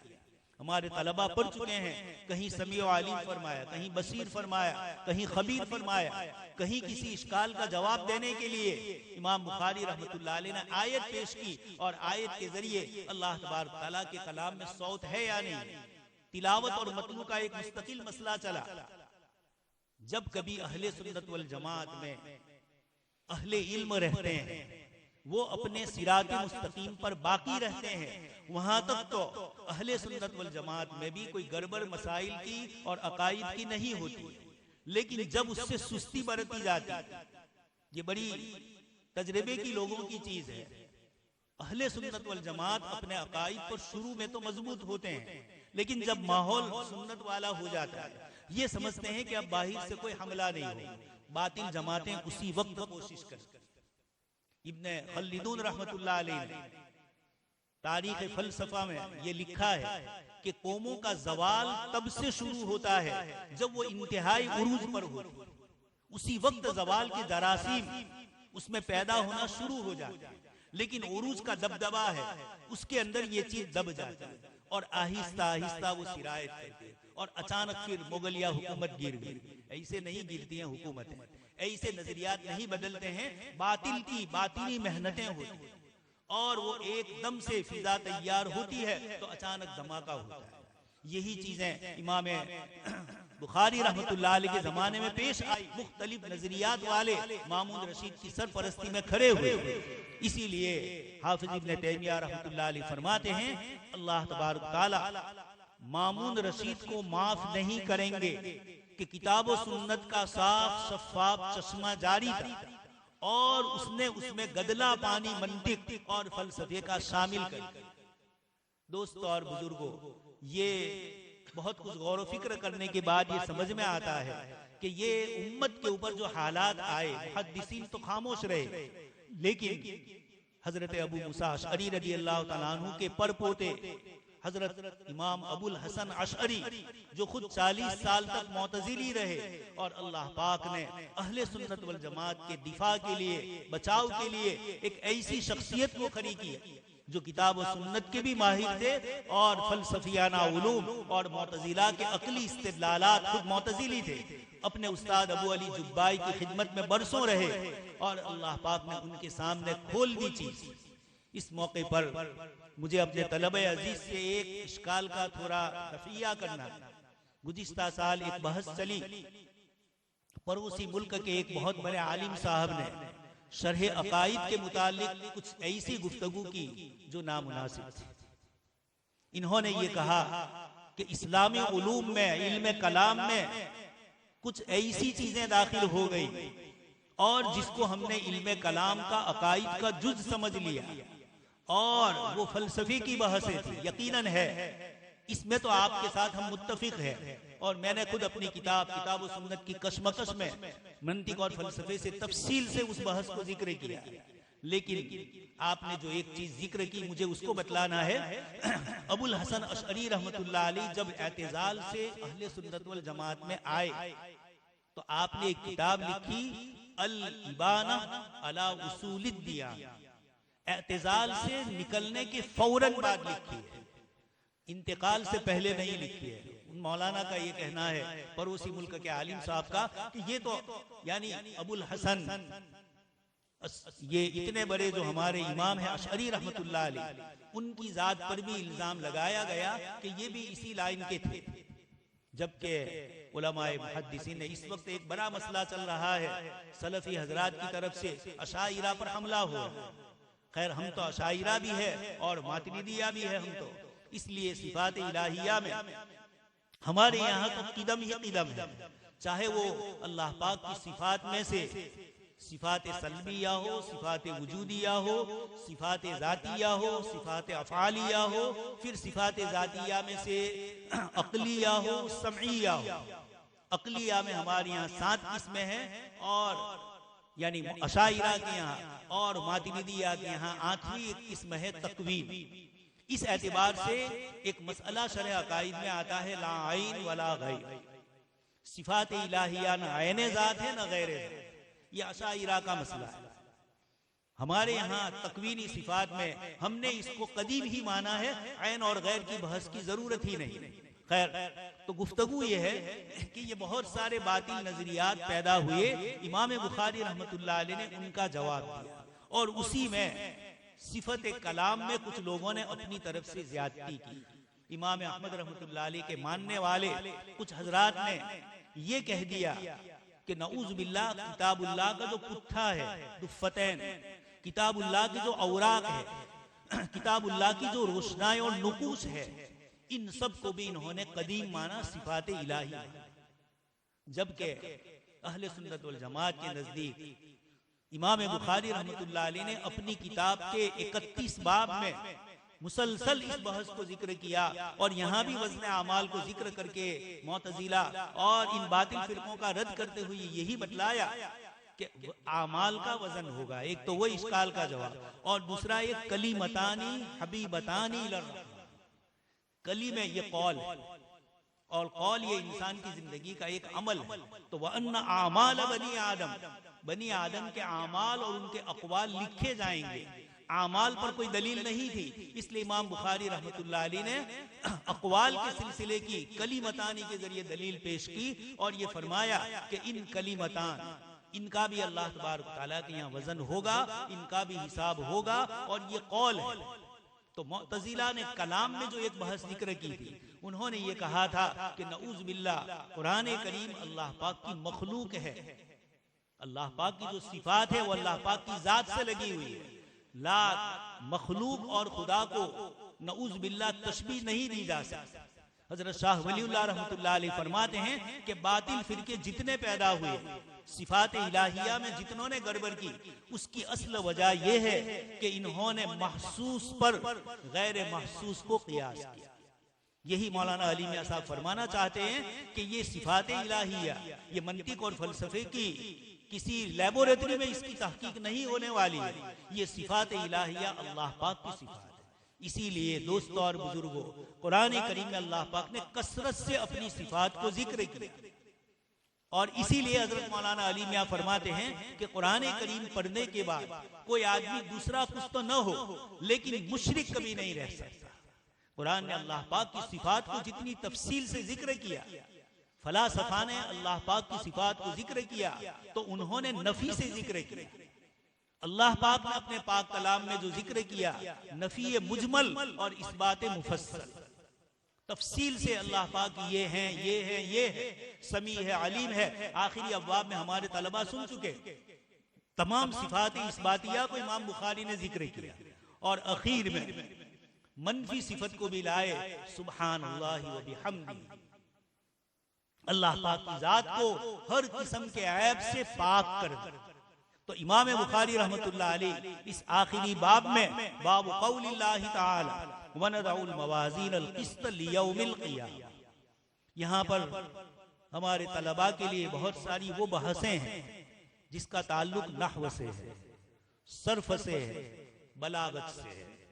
और ये आप अरबी दोम सोम चार पंजुम की किताबों में पढ़ चुके हैं। इसलिए आयात की तराकीब में और अहादीस मुबारका की तराकीब में, और इसी तरीके से जो एक बड़ा मसला आया, अल क़िस्तु मस्दरुल मुक़सित, नहवी एतबार से बड़ा इश्काल है कि क़िस्त तो मुजर्रद से और मुक़सित बाब इफ़आल से, और बाब इफ़आल ये मजीद फीही में से, और मुजर्रद का मादा असली होता है, उसके ऊपर हुरूफ की ज्यादती के बाद नाम ही है सुलासी मजीद थी, रुबाई मजीद थी।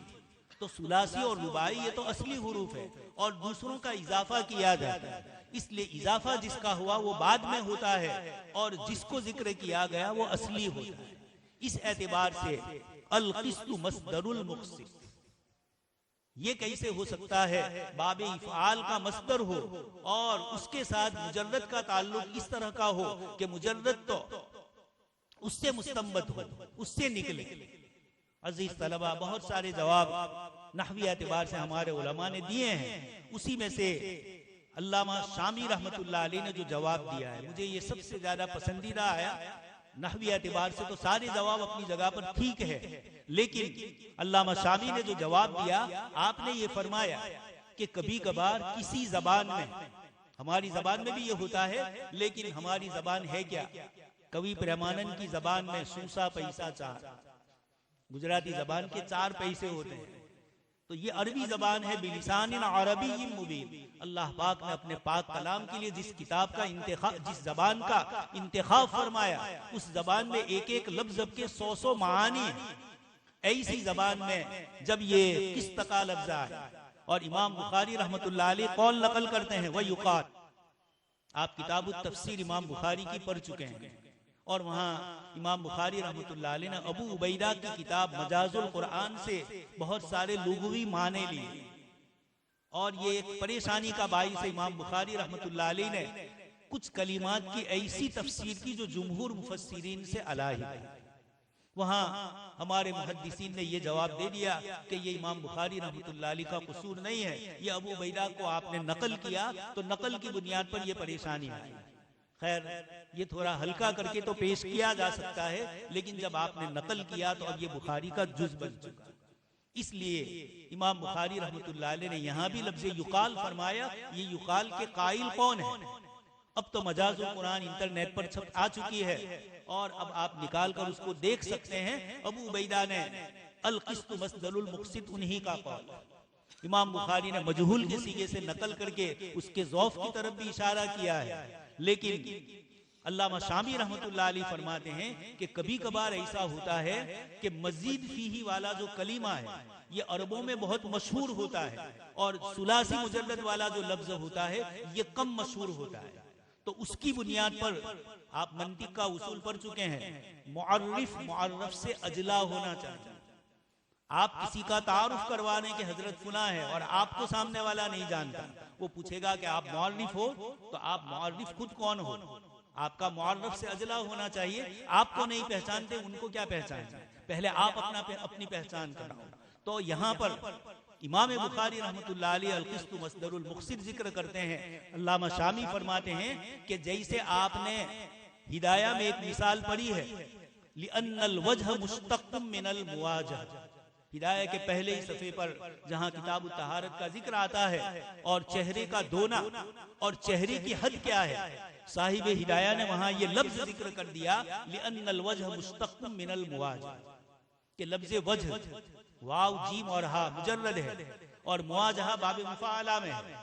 लेकिन इमाम साहिब हिदाया ये कह रहे हैं कि चूंकि लफ्ज मुवाजहा अवाम में लोगों की जबान में ये लफ्ज मशहूर है और लफ्ज वजह मशहूर नहीं है, इसलिए मुजर्रद की पहचान मजीद फीही के जरिए हो। कभी बाप की पहचान बेटे से होती है, कभी बेटे की पहचान बाप से होती है। खैर बेटा उसको बड़ा न समझे, रबियतुर राय के जरिए फर्रुख की पहचान हुई और मशहूर हुए मुहद्दिस। खैर बतलाना यह है कि इसलिए अल क़िस्त मस्दरुल मुक़सित, यहाँ पर ये जो बहस जिक्र की गई, कुछ लोगों ने और भी तावील की, ये बहसें वो है जिनका ताल्लुक आपके दर्स से, इसलिए मैं हमारे अवामुन नास को इसमें परेशान करना नहीं चाहता हूँ। इस किस्म की बहसें नहव की, बलागत की, सुब्हानल्लाह व बिहम्दिही वगैरह में कलीमतानी हबीबतानी, लफ्ज़ कलीमतानी जिक्र किया गया। आप जानते हैं कलीमा कहा जाता है मुफरद को, और सुब्हानल्लाह व बिहम्दिही दो मुस्तकिल जुमले हैं और उनको दो कलीमे कहे। खैर इब्न हिशाम रहमतुल्लाह अलैह ने शरह शुजूर में इस मसले को हल कर दिया। कल्ला इन्नहा कलिमतुन यक़ाइलुहा, कि हरगिज नहीं ये कलीमा है, हालांकि वो कलीमा नहीं है, वो कलाम। तो अल्लाह पाक ने खुद लफ्ज़ कलीमा बोलकर कलाम मुराद लिया है उस आयत में। इसी तरीके से यहाँ पर भी इमाम बुखारी ने जनाब नबी अकरम सल्लल्लाहु अलैहि वसल्लम का इरशाद नकल किया, कलीमतानी, ऐ कलीमतानी नहीं है, ये कलिमात है, पूरे मुकम्मल है, कलाम है ये पूरा। आगे इमाम बुखारी रहमतुल्लाह अलैह फरमाते हैं, व अन्ना अमाल बनी आदम व क़ौलहुम यूज़न, बनी आदम के अमाल और उनके अक़वाल का वजन किया जाएगा। दोस्तों लफ्ज़ वजन जिक्र किया, कैफियत क्वालिटी मतलूब है अमाल में, कमियत मतलूब नहीं है। वजन है तोला जाएगा, गिना नहीं जाएगा। इकबाल का शेर है कि जमहूरियत में, लोकशाही में इंसानों को गिने जाते हैं, तोले नहीं जाते। खैर एक मुस्तकिल बहस है, सेक्युलरिज्म और इस्लाम का जब तकाबुल होता है तो ये एक मसला सियासत से इसका ताल्लुक है, तो वहाँ अफराद को गिना, तोला नहीं जाता। इस्लाम में तोला गया, यहाँ फरमाया यूज़न, कमियत का एतबार नहीं होगा, कैफियत का, क्वालिटी का एतबार होगा। इससे मुझे और आपको इमाम बुखारी ने इशारा किया कि बनी आदम के आमाल का वजन किया जाएगा। और उस पर जो एतराज किया गया, आज की 15वीं सदी में अब कोई इश्काल बाकी नहीं रहा। आप जानते हैं गैर मरई चीजों का वजन होता है, जो चीजें आंखों से नजर नहीं आती है, इनका वजन होता है। स्कूल में हमारे तलबा रोजाना सुबह में जाते हैं, आज का इतना माइनस है, इतनी गर्मी है, इतनी डिग्री ये है, इंसानी जिस्म में आलात डाले जाते हैं, वो भी पुराने हो गए। अब तो नई नई DNA टेस्ट, स्टेम सेल की नई दुनिया आ गई है, हजारों और लाखों चीजें जो नजर नहीं आती है, और उन सब का एतबार किया जाता है। इसलिए मोतजिला ने अपने जमाने में एतराज किया था कि अमाल का वजन कैसे होगा, ये तो गैर मरी, ये जौहर नहीं है, ये अर्ज है, सफेदी का वजन नहीं होता, कपड़े का वजन होता है। इस तरीके से इन्होंने इश्काल किया। ये सारे इश्कालात के जवाब अल्लाह पाक ने दे दिए। इसीलिए एक साइंटिस्ट ने कहा कि साइंस ये दावा है और कुरान और हदीस उसकी दलील। हजरत थानवी रहमतुल्लाह अलैह फरमाते हैं कि जब ये लोग मिर्रीख पर पहुंचेंगे, हजरत के जमाने में ये चांद पे नहीं पहुंचे थे, तो आपने फरमाया हजरत थानवी ने कि जब ये मिर्रीख पर पहुंचेंगे तो 2 रकात नफल में पढ़ूंगा। कि हमारी महराज पर तो इश्काल कर रहे थे कि कुर्रे ज़महरीर है वहां पर, और बीच के अंदर ये कैसे आप तशरीफ ले गए, और उनकी अपनी चीजें जब जा रही है तो कोई इश्काल नहीं। ये अल्लाह पाक ने हम जैसे कमजोर ईमान वालों के लिए इतनी दलीलें वाफिर मिक़दार में दे दी। अल्लाह पाक का चैलेंज हमारे जमाने में पूरा हो रहा है, सनुरीहिम आयातिना फिल आफाक व फी अनफुसिहिम हत्ता यतबय्यन लहुम अन्नहुल हक। अल्लाह पाक फरमाते हैं हम अनकरीब इंसानों को इस कायनात में, यूनिवर्सल में ऐसी निशानियां अपनी कुदरत की बतलाएंगे, और वफी अनफुसिहिम, इनके सर से लेकर पैर तक के आज़ा में भी ऐसी अजीब व गरीब उसकी बनावट अल्लाह पाक ने फरमाई। और आज के स्टेम सेल ने और साइंस की दुनिया ने बतला दिया कितनी रगें ऊपर से नीचे जाती है, नीचे से ऊपर जाते हैं, खाने का निजाम किस तरीके से बनता है। मैं और आप तो लुकमा खाया और हजम हो गया, वहां तक अंदर क्या हो रहा है कुछ नहीं जानते, लेकिन कितने अंदर से अल्लाह पाक ने रस लगाए, और ये खाने की चीजें कैसे अंदर जाकर हजम होती है। और वह अम्मज़ुबर फ़यदहु जुफ़ा, इस्तिंजा, पेशाब, पाखाना, पसीना, गंदगियां कैसे निकल जाती है, और असली चीज जो बाकी रहती है इंसानी ग़िज़ा की, ये सब क्या है। एक अमरीकी साइंसदान कह रहा है कि हम किस तरीके से खुदावंदे कुद्दूस का इनकार करेंगे, जबकि एक लुकमे के जाने से लेकर निकलने तक की जो कार्रवाई अंदर हो रही है, अब आज की साइंस ने उसको खोलकर बतला दिया, और बगैर किसी जात के इतना बड़ा निजाम नहीं चल सकता। ये अल्लाह पाक की कुदरत पर वफी अनफुसिहिम, इंसान अपनी जात में गौर करे कि किस किस तरीके से अल्लाह पाक ने उसके बदन की बनावट रखी है, अंदर के आज़ा किस तरीके से है। तो ये कुरान करीम ने चैलेंज फरमाया। इमाम बुखारी रहमतुल्लाह अलैह फरमाते हैं व अन्ना अमाल बनी आदम। इसकी तशरीह में मुहद्दिसीन में से कुछ हजरात ने दूसरी रिवायतों की रोशनी में, किसी ने कहा सहाइफ आमाल तोले जाएंगे, किसी ने और खुद साहिब आमाल को तोला जाएगा ये कहा। इमाम बुखारी रहमतुल्लाह अलैह फरमाते हैं कि नहीं, मैं तावील नहीं करूंगा, अमाल बनी आदम। किसी जमाने में कोई चीज समझ में इंसानों को न आए अपनी कम इल्मी की बुनियाद पर, तो इंसान उस पर इश्काल करता है। यही महराज का वाकया, उस पर किसी जमाने में इश्काल किया गया, और आज की दुनिया में उसको मानने के लिए इनके पास कोई दलील नहीं है रद्द करने। तो यहाँ इमाम बुखारी फरमाते हैं किताब सुन्नत की वो बातें जो सही सनद के साथ किताब सुन्नत में मौजूद है, किताबुल्लाह तो कतीउ सुबूत कतीउ दलाल है, लेकिन अहादीस मुबारका में कोई चीज है तो उनके ऊपर हमारा ईमान लाना जरूरी है। अगर जनाब नबी अकरम सल्लल्लाहु अलैहि वसल्लम ने उसको तमसीली मिसाल के तौर पर जिक्र नहीं किया है, और आप सल्लल्लाहु अलैहि वसल्लम ने उसको उसवा और नमूने के लिए जिक्र किया, आपकी कोई खुसूसियत ना हो। खालिसतल्लक मिन दुनिल मुमिनीन, वो 4 से ज्यादा औरतों पर रसूल की खुसूसियत है, कुरान ने इसको जिक्र कर दिया, उसको तो अमल और उसवा नहीं बनाना। इमाम बुखारी रहमतुल्लाह अलैह फरमाते हैं आमाल ही का वजन हो। आयत रखी वनदउल मवाजी, और आमाल को साबित किया अक़वाल की रोशनी में कि कौल जैसे अमल है इस तरीके से अमल भी इंसान का एक अमल है, और कलिमतानी हबीबतानी से इसको साबित किया। आगे फरमाया वकाल मुजाहिद, अच्छा अक़वालुहुम, दोस्तों और बुजुर्गों, हजरत अबू बकर सिद्दीक जिनकी जन्नती होने की बशारत जनाब नबी अकरम सल्लल्लाहु अलैहि वसल्लम ने सबके सामने, बल्कि एक मर्तबा आप सल्लल्लाहु अलैहि वसल्लम ने फरमाया फलाने अमल वाले को जन्नत के फलाने दरवाजे से दाखिल किया जाएगा, फलाने अमल वाले को फलाने दरवाजे से। हजरत अबू बकर सिद्दीक ने सवाल किया। हाफिज इब्न कसीर रहमतुल्लाह अलैह इस रिवायत को नकल फरमाते हैं, हजरत अबू बकर सिद्दीक ने अर्ज किया कि अल्लाह के नबी सल्लल्लाहु अलैहि वसल्लम, एक आदमी एक ही दरवाजे से दाखिल होगा, सब दरवाजे से एक वक्त में आदमी दाखिल नहीं हो सकता, लेकिन क्या कोई ऐसा है जिसको जन्नत के आठों दरवाजों से बुलाया जाए, दावत दी जाए, इस्तकबाल किया जाए? जनाब नबी अकरम सल्लल्लाहु अलैहि वसल्लम ने फरमाया कि अबू बकर, मुझे ये उम्मीद है, अल्लाह के नबी है लेकिन उम्मीद फरमा, मुझे ये उम्मीद है कि तुम वो होंगे जिनको जन्नत के आठों दरवाजों से बुलाया जाए। ये अबू बकर सिद्दीक है, लेकिन एक दिन अपनी जबान हाथ से पकड़े हुए हैं और ये फरमा रहे हैं तेरी ही वजह से सारी तकलीफें और परेशानियां आती हैं। हसाइबु अलसिनतिहिम, हदीस शरीफ में फरमाया तुम जहन्नम में जाओगे अपनी जबान की कताई की बुनियाद पर। जबान जो कैंसी की तरह चलेगी, गीबतें, चुगलियां, बुग़्ज़, हसद, इनाद, और अपनी मजलिस को आरास्ता करने के लिए किसी को निशाना बनाया जाए, इस किस्म की तमाम चीजों से अल्लाह तबारक तआला ने इन आयात में फरमाया कि तुम्हारे आमाल भी तोले जाएंगे और तुम्हारे अक़वाल भी तोले जाएंगे। इसलिए हम अपनी जबान को कंट्रोल में रखें। इमाम बुखारी रहमतुल्लाह अलैह इस मजलिस के आखिर में मुझे और आपको सबसे बड़ी ताकीद कर रहे हैं कि आमाल पर भी नजर रखो और अक़वाल पर ज्यादा नजर रखो, इसलिए कि ज्यादातर गुनाह जो होते हैं। इसलिए किताबुल्लाह ने क्या फरमाया, मा यल्फिज़ु, लफ्ज तलफ़ुज़ जो जबान से निकलता है, मा यल्फिज़ु मिन क़ौलिन इल्ला लदैहि रक़ीबुन अतीद। इसलिए इमाम बुखारी मुझे और आपको ये तलक़ीन फरमा रहे हैं कि अपने अक़वाल और आमाल की निगरानी करते रहे। आगे फरमाया, वक़ाल मुजाहिद अल क़ुस्तास और अल क़िस्तास अल अदलु बिर्रूमी।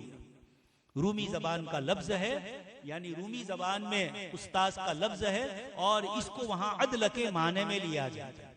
आप हज़रात बुखारी शरीफ में बार बार देख चुके हैं, इमाम बुखारी रहमतुल्लाह अलैह ने अहादीस मुबारका से जितना शगफ रखा, इतना ही किताबुल्लाह से भी इमाम बुखारी रहमतुल्लाह अलैह को शगफ। इसलिए आप देखते हैं मुख्तलिफ अबवाब में किताबुत तफसीर मुस्तकिल लिखी, लेकिन इसके बावजूद पहले बाब से लेकर आखिर तक हर बाब में जहां मुनासबत हुई किताबुल्लाह की आयात को भी इस्तिदलालन पेश किया, तबर्रुकन पेश नहीं किया है। हमारे तलबा उसको तबर्रुक समझ के चले जाते हैं। इमाम बुखारी इस तरह के आदमी नहीं है, वो कह रहे हैं अजला को छोड़कर अख्फा अपना। वहां यही आयत क्यों पेश की, आयत के कौन से लफ्ज से, कौन से इक्तिजा और दलालत से वो इस्तिदलाल कर रहे हैं, ये तालिब इल्म को जानना जरूरी है। उसके बाद उससे आगे बढ़े तो बुखारी का हक अदा होता है। तो इमाम बुखारी रहमतुल्लाह अलैह ने अक़वाल में और अहादीस के अंदर अपनी किताब को किताबुल्लाह से बहुत आरास्ता फरमाया। ये गोया हजरत इमाम अबू हनीफा रहमतुल्लाह अलैह के तरीके से अकरब तरीका। इमाम साहब रहमतुल्लाह अलैह की जो खुसूसियात इमाम आजम अबू हनीफा रहमतुल्लाह अलैह की, वो आप सुन चुके हैं कि औफक बिल कुरान थे, किताबुल्लाह से आप ज्यादा से ज्यादा करीब हैं। आपके इस्तिदलाल का तरीका किताबुल्लाह की आयत होती। इसलिए अल्लामा खालिद महमूद रहमतुल्लाह अलैह फरमाते हैं कि इमाम बुखारी रहमतुल्लाह अलैह की पूरी बुखारी अहनाफ की मुअय्यदात में से एक मुस्तकिल बहस चली है। क़ाल बाज़ुन नास पर जब गुफ्तगू होती है तो हमारे तलबा देखते हैं इमाम बुखारी रहमतुल्लाह अलैह का अंदाज बदल जाता है और मुख्तलिफ दलाइल के जरिए वो क़ाल बाज़ुन नास पर गुफ्तगू करते हैं। अल्लामा कश्मीरी रहमतुल्लाह अलैह ने इस बहस को जिक्र किया और ये फरमाया, यानी इमाम बुखारी हनफी थे, शाफी थे, मालिकी थे, हम्बली थे, तमाम मसालिक वालों ने खींचतान की है इमाम बुखारी को अपने मसलक से लेने की। लेकिन आप जानते हैं इमाम बुखारी रहमतुल्लाह अलैह मुज्तहिद मुतलक, इसलिए आपने अइम्मे अरबा से भी इख्तिलाफ किया है। ये भी हमने अपनी किताब में वाज़े किया है। बहुत से मसाइल वो है बुखारी में जिसमें ये अइम्मे अरबा में से किसी के साथ नहीं। इमाम बुखारी का अपना तरीका इस्तिदलाल अलग है।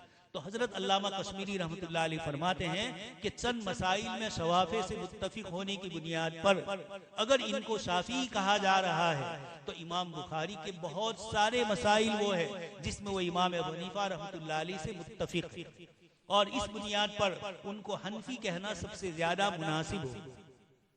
इसी में ये है इमाम बुखारी रहमतुल्लाह अलैह भी औफक बिल कुरान, और हमारे मुहद्दिसीन को खिताब कर रहे इमाम बुखारी कि सिर्फ हदीस शरीफ की तिलावत, हदीस शरीफ के सिर्फ मानी और हदीस शरीफ ही में मुनहसिर मत होना। हदीस से निकलने वाले मसाइल, चाहे उसका ताल्लुक अकाइद से हो, चाहे उसका ताल्लुक मसाइल शरइया से हो, किताबुल्लाह से आपको अपनी मुनासबत बाकी रखनी होगी। इसलिए कि अहादीस मुबारका किताबुल्लाह की शरह है। इसलिए जब तक मतन से आप मजबूत नहीं होंगे शरह आप नहीं कर सकेंगे, शरह को आप नहीं समझ सकेंगे। यहाँ पर भी इमाम बुखारी रहमतुल्लाह अलैह ने मुजाहिद के कौल को नकल किया और अल कुस्तास या अल किस्तास, जबकि आयत में है वनदउल मवाजीन अल किस्त, वहां लफ्ज किस्त है और इमाम बुखारी यहाँ लफ्ज किस्तास माने में मुनासबत है, लेकिन लफ्जी एतबार से दोनों के हुरूफ में फर्क है। फिर इमाम बुखारी इस लफ्ज को यहाँ लाए और इमाम मुजाहिद के हवाले से नकल कर रहे हैं। कुछ हजरात ने यह कहा कि इमाम मुजाहिद रहमतुल्लाह अलैह बहुत बड़े ताबीन में से है, लेकिन इमाम मुजाहिद आप सुन चुके हैं अब्दुल्लाह इब्न अब्बास के बड़े शागिर्दों में अता और मुजाहिद, और तलाक और निकाह के मसाइल में कई जगह पर इमाम बुखारी रहमतुल्लाह अलैह ने हजरत अता और हजरत मुजाहिद के अब्दुल्ला इब्न अब्बास के कौल की तशरीह को और तफसील को बहुत तफसील से इमाम बुखारी ने किताब तलाक के मसाइल में नकल फरमाया। ये मुजाहिद रहमतुल्लाह अलैह उसका मजाजी माना बताया। ये नहीं है कि इमाम मुजाहिद रहमतुल्लाह अलैह नऊजुबिल्लाह सिफात इलाहिया के मुनकिर है, उसकी तावील करके मजाजी माना ले रहे हैं, ये मुराद नहीं है। और अगर ये करते भी हैं तो हजरत थानवी रहमतुल्लाह अलैह फरमाते हैं कि अगर अहले सुन्नत वल जमात के तरीके से किसी कोई बुजुर्ग का इनफिरादी कौल हो तो उस इनफिरादी कौल को नहीं लिया जाएगा, खास करके अकाइद के बाब। हाफिज कासिम इब्न कुतलुबुगा बड़े मुहद्दिस और फकीह है। हाफिज कासिम इब्न कुतलुबुगा इब्न हुमाम रहमतुल्लाह अलैह के शागिर्द हैं और इब्न हुमाम रहमतुल्लाह अलैह ने फतहुल कदीर हिदाया की जो शरह लिखी, अहनाफ के वकील और मुहद्दिस गिने जाते हैं, लेकिन इन्होंने कुछ अक़वाल में इख्तिलाफ किया। तो कासिम इब्न कुतलुबुगा ने ये जुमला नकल किया, अक़वालु शैखिना इज़ा खालफल मनकूल फला तुसद्दिक़, कि मेरे कौल का, मेरे शेख का कौल भी अगर जुमहूर के कौल से अलग है तो उसकी तस्दीक न की जाए। तो शाह वलीउल्लाह रहमतुल्लाह अलैह फरमाते हैं, और इसी तरीके से हजरत थानवी रहमतुल्लाह अलैह फरमाते हैं कि इन अक़वाल में मुजाहिद रहमतुल्लाह अलैह ने इख्तिलाफ नहीं किया है, वो तावील नहीं कर रहे हैं। मुजाहिद रहमतुल्लाह अलैह यहाँ मजाजी माना बतला रहे हैं कि ये भी माना है जैसे और दूसरे कलिमात। आगे इसके बाद लफ्ज़ रूमी यहाँ पर बहस है। किताबुल्लाह के अंदर अरबी जबान किताबुल्लाह ने फरमाया बिलिसानिन अरबिय्यिन मुबीन, फिर अरबी जबान में रूमी कलमा कैसे आया आप सब जानते हैं। हमारी जबानों में किसी कल्चर से या किसी कॉलोनी और किसी साम्राज्यवाद से मुतासिर मुल्क होता है। हिंदुस्तान अंग्रेज से मुतासिर है, यहाँ अंग्रेजी कलिमात कसरत से बोले जाते हैं। अरब ममालिक, खास करके जो अफ्रीकी ममालिक है, मराकश, ट्यूनिसिया वगैरह, ये फ्रांस की कॉलोनी थे, तो वहाँ आज भी फ्रांसीसी जबान बोली जाती है। स्पेन वाले अमेरिका गए तो वहाँ भी फ्रांसीसी और स्पेनी जबान बोली गई। अब वो जबान का जुज बन गया। इसलिए हाफिज जलालुद्दीन सूती रहमतुल्लाह अलैह ने इत्कान फी उलूमिल कुरान में इन कलिमात को नकल किया। इमाम बुखारी रहमतुल्लाह अलैह ने भी अपनी किताब में कहीं हबशिया का लफ्ज फरमाया, इन्नहु कान हुबन कबीरा, लफ्ज हुब हबशी जबान का लफ्ज। इसी तरह एक रिवायत सुन चुके हैं आप, हुजूर के पास एक चादर आई, किसको दी जाए, छोटी सी चादर थी, बड़ी चादरें सब में तकसीम की, छोटी चादर थी, आपने फरमाया किसको तकसीम किया गया। अचानक अल्लाह के नबी सल्लल्लाहु अलैहि वसल्लम को एक बच्ची याद आ गई, उम्मे खालिद। आपने फरमाया उम्मे खालिद को बुलाओ। ये हबशा की हिजरत में अपने रिश्तेदारों के साथ बच्ची थी, वो तशरीफ लाई। अल्लाह के नबी सल्लल्लाहु अलैहि वसल्लम ने उसको अपने हाथ से वो चादर पहनाई और फिर आपने फरमाया, जो बुखारी की रिवायत में आप सुन चुके हैं, सनह सनह, फाइन, उम्दा, अच्छा। इस माने में अल्लाह के रसूल सल्लल्लाहु अलैहि वसल्लम ने फरमाया कि ये चादर तुम पर बहुत अच्छी लग रही है। तो वहां हुजूर ने हबशी लफ्ज फरमाया, इसलिए कि ये बच्ची बचपन में हबशा में रही है, ये अल्फाज उसको याद है। अल्लाह के नबी सल्लल्लाहु अलैहि वसल्लम ने उसको मानूस करने के लिए, आप देखते हैं सियासी लोग जिन इलाकों में जाते हैं वहां के एक दो कलीमे बोल देते हैं वहां के लोगों को अपने से मुतासिर करने के लिए, ये अल्लाह के नबी ने बच्ची को मानूस करने के लिए फरमाया। तो खैर इमाम बुखारी रहमतुल्लाह अलैह आगे फरमाते हैं, अल क़िस्तु मस्दरुल मुक़सित, आप बहस सुन चुके हैं, व हुवल आदिल व अम्मल क़ासिद फ़हुवल जाइज़। अरबी जबान है, उसके एक एक लफ्ज पर अजीब व गरीब आप सुन चुके हैं। कसरतुल मबानी तदुल्लु अला ज़ियादतिल मानी, अरबी जबान का एक नुक्ता भी बढ़ता है तो माने में तब्दीली हो जाती है।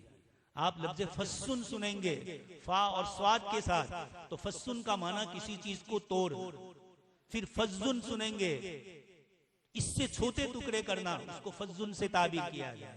फिर लफ्ज आता है क़ज़्ज़ुन, ये इससे भी छोटे टुकड़े किए जाए तो उसके लिए लफ्ज क़ज़्ज़ुन इस्तेमाल होता। आपने देखा एक नुक्ता एक हर्फ पर आया, दो नुक्ते आए, दूसरे हर्फ पर एक नुक्ते का इजाफा हो गया तो चीज के अंदर फर्क पड़ गया। इमाम बुखारी रहमतुल्लाह अलैह भी बतलाते हैं कि लफ्ज काफ, सीन और ता एक ही मादा है, कसत और लेकिन बाबे इफ़ाल में आता है तो सल्बे माखज हो जाता है, और मुजर्रद में आता है तो उसका माना अलग होता है। तो किस किताबुल्लाह ने जो आयत जिक्र फरमाई, अम्मल क़ासितून फ़कानू लिजहन्नम हतबा, वहां कासिद आया और यहाँ मुक़सिद आया, इंसाफ के माने। दो मुतजाद मानी को यही किताबुल्लाह और अरबी जबान की खासियत है। ये उरूसुल लिसान है, जबानों की दुल्हन है। जैसे दुल्हन को संवारा जाता है, अरबी जबान को नहव, सर्फ, बलागत और मानी के एतबार से अल्लाह पाक ने संवार कर अपनी किताब में रखा है। और इस जबान ही की ये तासीर थी, इसलिए अल्लाह तबारक व तआला ने इसको जन्नत की भी जबान बनाई, कुरान की भी और अहादीस की भी जबान बनाई। आगे इमाम बुखारी रहमतुल्लाह अलैह रुवात को जिक्र करते हैं। अहमद इब्न अशकाब और इश्काब दोनों पढ़ा गए। मैं हमारे ईमान वाले भाइयों से कहूंगा कि हमारे तालिब इल्मों ने इसको इश्काब से भी पढ़ा, अशकाब से भी पढ़ा।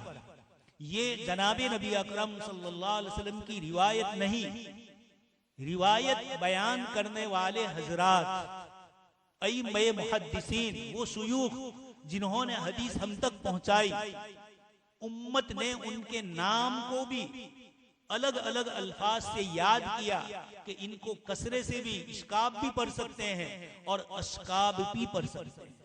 जब उम्मत ने इन अफराद के ऊपर इतनी मेहनत की जिनकी निस्बत जनाब नबी अकरम सल्लल्लाहु अलैहि वसल्लम की अहादीस से थी, तो अहादीस मुबारका के महफूज करने में इन हजरात ने कितनी मेहनत की। इसीलिए जर्मनी का एक मुस्तशरिक मिस्टर स्पंगीर, अजीब नाम है उसका भी, तो उसने ये कहा कि मुझे तारीख में एक अजीब चीज मालूम हुई कि एक शख्स की जिंदगी महफूज करने के लिए 4 लाख इंसानों ने मेहनत की। जनाब नबी अकरम सल्लल्लाहु अलैहि वसल्लम की रिवायत को बयान करने में ये 3-4 सदियों तक जो हजरात आए, 4 लाख हजरात की तादाद है जो अइम्मे मुहद्दिसीन ने जिनको जमा किया। इन हजरात ने आप सल्लल्लाहु अलैहि वसल्लम की अहादीस पर मेहनत की। उसमें कुछ रावी ज़ईफ, कुछ मौजू भी थे, कुछ वज़्ज़ा और कज़्ज़ाब भी थे। तो उम्मत के मुहद्दिसीन ने, दूसरी जमात ने इन हजरात की जिंदगियों को जमा किया। इन्होंने तो आप सल्लल्लाहु अलैहि वसल्लम की रिवायत को जमा करने में अपनी शिरकत की, लेकिन जब हुजूर तक ये रिवायत पहुंच रही है इन वास्तों से, तो उम्मत ने ये कोशिश की कि ये बीच के वास्ते भी सही सालिम हो और दीन हमें वो मिले जिसको जनाब नबी अकरम सल्लल्लाहु अलैहि वसल्लम ने फरमाया, बुइस्तु बिल हनफिय्यति समह लैलुहा कनहारिया, मैं तुम्हारे सामने ऐसा दीन लेकर आया हूं जो बिल्कुल साफ सुथरा है, जिसमें कोई शक और शुबा नहीं है, और जिसकी रात दिन की तरह रोशन। रात में अंधेरा होता है, लेकिन जनाब नबी अकरम सल्लल्लाहु अलैहि वसल्लम की लाई हुई रिवायतें, उसके अंदर कोई अंधेरा नहीं, इसलिए कि जो अंधेरा था कज़्ज़ाब और वज़्ज़ा लोग थे, उन सब को उम्मत ने अलग कर दिया। इमाम बुखारी ने, इमाम मुस्लिम ने, यहया इब्न मईन ने, सुफियान ने, इसहाक इब्न राहवई ने, इन हजरात ने मेहनतें की।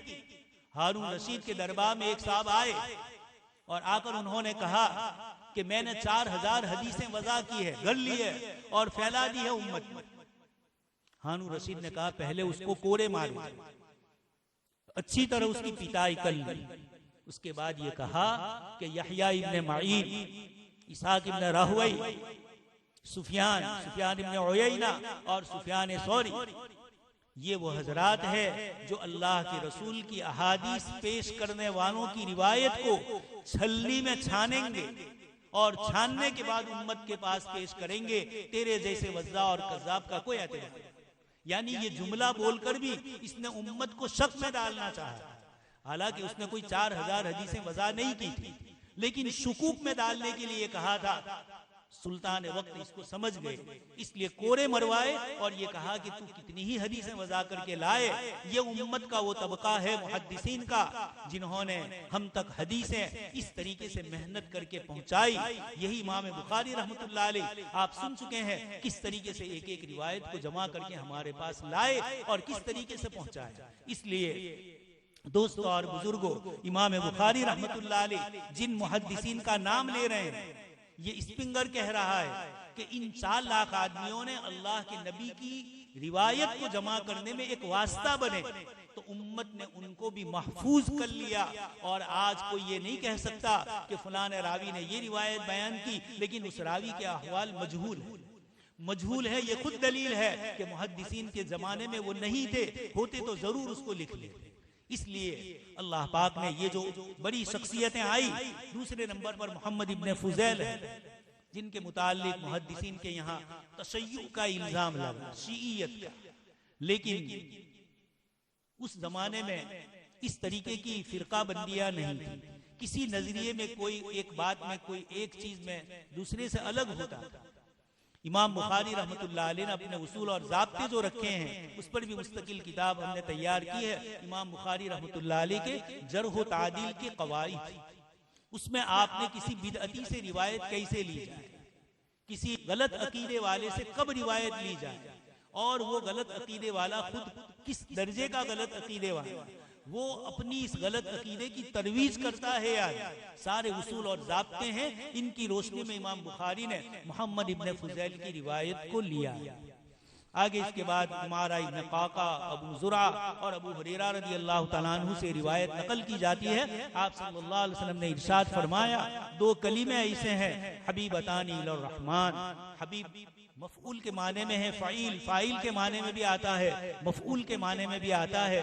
सिफत और मुबालगा के तौर पर कुरान करीम के आयात में भी अल्लाह पाक की सिफात को जिक्र किया गया, और अहादीस मुबारका में भी, और हर जबान में इस तरह होता है। कोई बहुत खाने वाला होता है तो हमारी जबान में बहुत अक्काल कहा जाता है, बहुत खाने वाला। बहुत ज्यादा बोलता हो तो बक्कू कहा जाता है, और बहुत ज्यादा उड़ाता हो तो फेंकू कहा जाता है। ये सारे कलिमात इसकी तरफ इशारा कर रहे हैं कि हर जबान में कुछ कलिमात मुबालगे के लिए सिफत का सीधा इस्तेमाल किया जाता है। लफ्ज़ हबीब महबूब के माने में है। ये दो कलीमे हैं जो महबूब है रहमान को। सिफत भी लफ्ज़ रहमान लाई गई।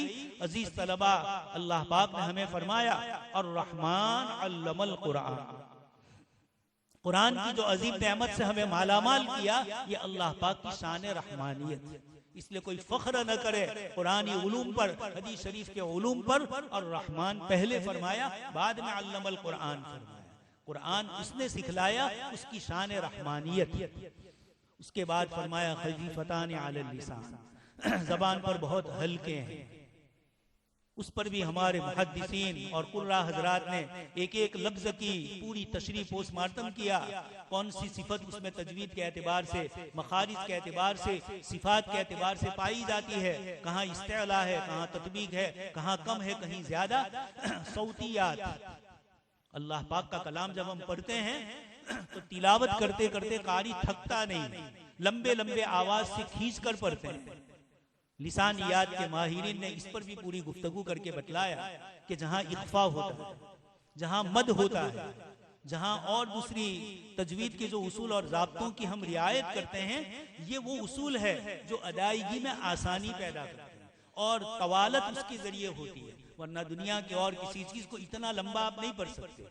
वहां भी किताबुल्लाह ने सौतियात का लिहाज करके हुरूफ और मखारिज, एक एक हर्फ अल्लाह की किताब में ऐसा है कि जिसकी अदायगी में परेशानी नहीं।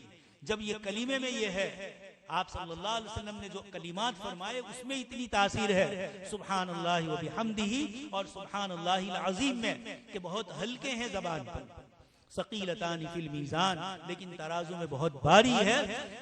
दोस्तों और बुजुर्गों, इसलिए कि ये किसका कलीमा है? ये अल्लाह की जात और सिफात को बयान किया गया। ऐसी जात जो बेऐब है। अल्लाह पाक ने अपने पाक कलाम में लफ्ज़ सुबहान को जहां जहां इस्तेमाल किया, आप उसमें गौर करेंगे तो ये पता चलेगा कि जहां मखलूक की ताकत कुछ न हो, मखलूक आजिज हो, और ऐसी जगह पर जिसकी ताकत होती है, उस मौके पर पढ़ा जाता है सुबहान। फरिश्तों ने कहा कि आप इंसान को पैदा कर रहे हैं और ये फसाद मचाएगा, फसाद फिल अर्द होगा। अल्लाह पाक ने फरमाया, जो मैं जानता हूं वो तुम नहीं जानते। वअल्लम आदम अल अस्मा, हजरत आदम अलैहिस्सलाम को सिखलाया गया। वही फरिश्तों ने क्या फरमाया? सुब्हानक ला इल्म लना इल्ला मा अल्लमतना।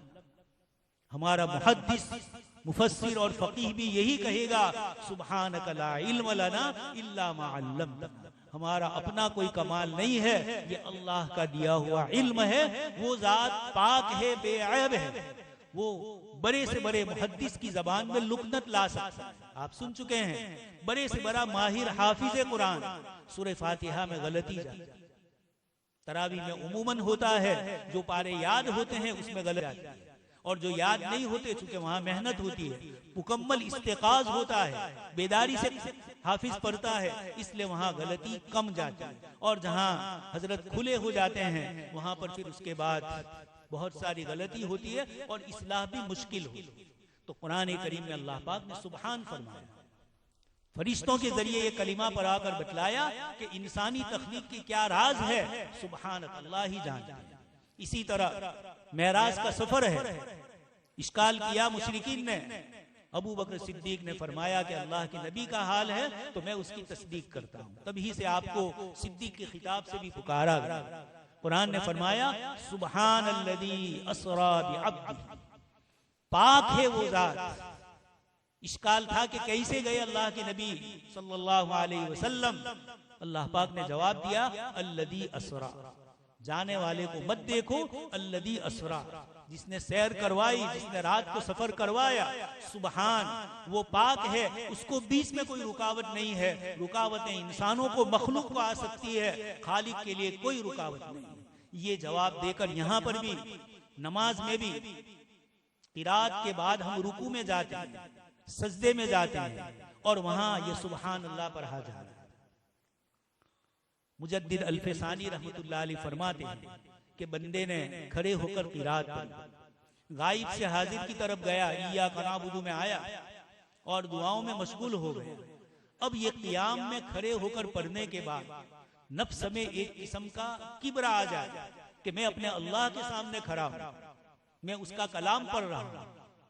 बड़े के पास बैठकर आदमी को अपने बड़ेपन का एहसास होता है। यहाँ भी नफ्स और शैतान उसको ये कहे कि तू अल्लाह के सामने खड़ा है, अल्लाह पाक ने तुझे कुरान पढ़ने की तौफीक अता फरमाई, नफ्स में किब्र आ रहा है, अपने को बड़ा समझ रहा है, फौरन झुकाए, रुकू में झुकाया और सजदे में इससे ज्यादा नाक रगड़वाई और फरमाया गया सुभान रब्बियल अजीम, सुभान रब्बियल आला। हर किस्म की पाकी बुलंदी उसी की है। मैं तो ऊपर चढ़ूंगा तब भी मेरे जनाजे को नीचे ही लाया जाए, कितने ही बुलंद मंजिल पर रहता हो नीचे ही आना। तो सुभान पाक और बेऐब उसी की जात है। सुभान अल्लाह व बिहम्दिही, अल्लाह तबारक तआला की सुभान अल्लाह के जरिए हर किस्म के गलत नजरिए से अल्लाह पाक की जात को पाक किया जाए, और वह बिहम्दिही के जरिए अल्लाह पाक की इस्बाती सिफात को जिक्र किया जाए। किसी की भी तारीफ की जाती है तो जामे और माने होती है, तमाम सिफात को जमा किया जाता है, और गलत चीजें जमा न हो जाए उससे रोकना है तो माने होता है। सुबहान के जरिए गलत किस्म के नजरियात और गलत किस्म के अकाइद से अल्लाह पाक की जात आली को पाक किया गया, और वह भी हमदिही के जरिए अल्लाह तबारक तआला की तमाम तारीफ को वहां माने है, यहाँ जमा है।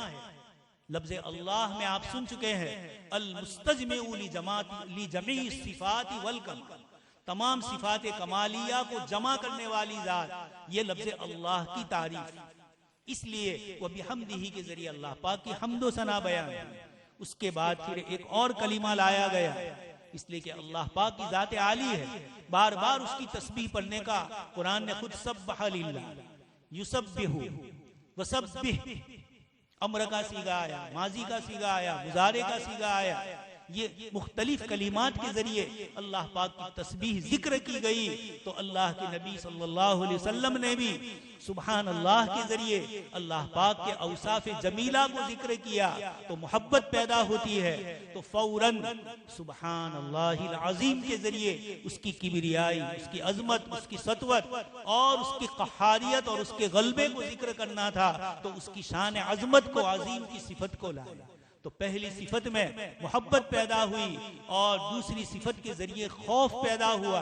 लेकिन ये खौफ खशियत वाला है कि मोहब्बत के साथ किसी से डर पैदा हो, उसका डर, माँ बाप का डर, शेख का डर, किसी बड़े का डर मोहब्बत से वाबस्ता होता है, तो उसका खौफ डर वाला नहीं होता है। यानी इसलिए नहीं होता है कि उससे कोई नुकसान हो, बल्कि उसकी नाराजगी हो, उससे मोहब्बत है, कौन से अमल से वो राजी हो जाए। इसीलिए फरमाया कि जब मोहब्बत होती है, मोहब्बत खुद सिखाती है आदाब मोहब्बत भी। आदाब मोहब्बत अजनबी देहात का तालिब इल्म है, लेकिन वो आदाब से मोहब्बत की बुनियाद पर वाकिफ हो जाता है। बंदा भी चाहे देहात का हो, अजनबी है। मूसा अलैहिस्सलाम गए, रास्ते में मिला आदमी और वो अजीब व गरीब जुमले कह रहा था। हजरत मूसा अलैहिस्सलाम को इश्काल हुआ। अल्लाह पाक ने फरमाया वो देहाती है, चाहे वो मर्द हो या औरत, वो जो जुमले बोल रहा है उसको मत देखो, उसकी मोहब्बत को देखो। खैर, तो सुब्हानल्लाहिल अज़ीम, खशियत इलाही और इन्नमा यख्शल्लाह मिन इबादिही अल उलमा। अल्लाह पाक ने इन कलिमात के जरिए अपनी पाकीज़गी बयान की। दोस्तों और बुजुर्गों, ये दिन जो चल रहे हैं इसमें हमें सबसे ज्यादा इसी कलीमे का विर्द करना है, अल्लाह पाक की पाकी को बयान करना है। दुनिया की मखलूक अल्लाह पाक के साथ गैरों को शरीक कर रही है। उस मौके पर उम्मत मुहम्मदिया जनाब नबी अकरम सल्लल्लाहु अलैहि वसल्लम के बतलाए हुए इन कलिमात के जरिए दुनिया को बतला है हमारे रब में नाऊज़ बिल्लाह कोई ऐब नहीं है और हर किस्म की पाकी उसी में है। हम उसी की अजमत बयान करेंगे। अल्लाह तबारक तआला से दुआ है कि अल्लाह तबारक तआला हम सबको भी कसरत से अल्लाह के जिक्र की तौफीक नसीब फरमाए।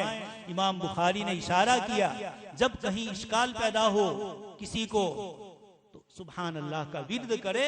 ये अकली घोड़े दौड़ाने की जगह नहीं है सिफात इलाहिया, बल्कि उस जगह पर अपने आप को अल्लाह के हवाले करना है। तो मोतजिला को, कर्रामिया को, सबको कह रहे हैं, वस्र हाजिर के जो बड़े बड़े अपने आप को मुफक्किर कह रहे हैं, मुख्तलिफ नजरियात रात दिन जो दुनिया में फैला रहे हैं और इश्काल कर रहे हैं, अल्लाह पाक की सिफात पर उनसे कहा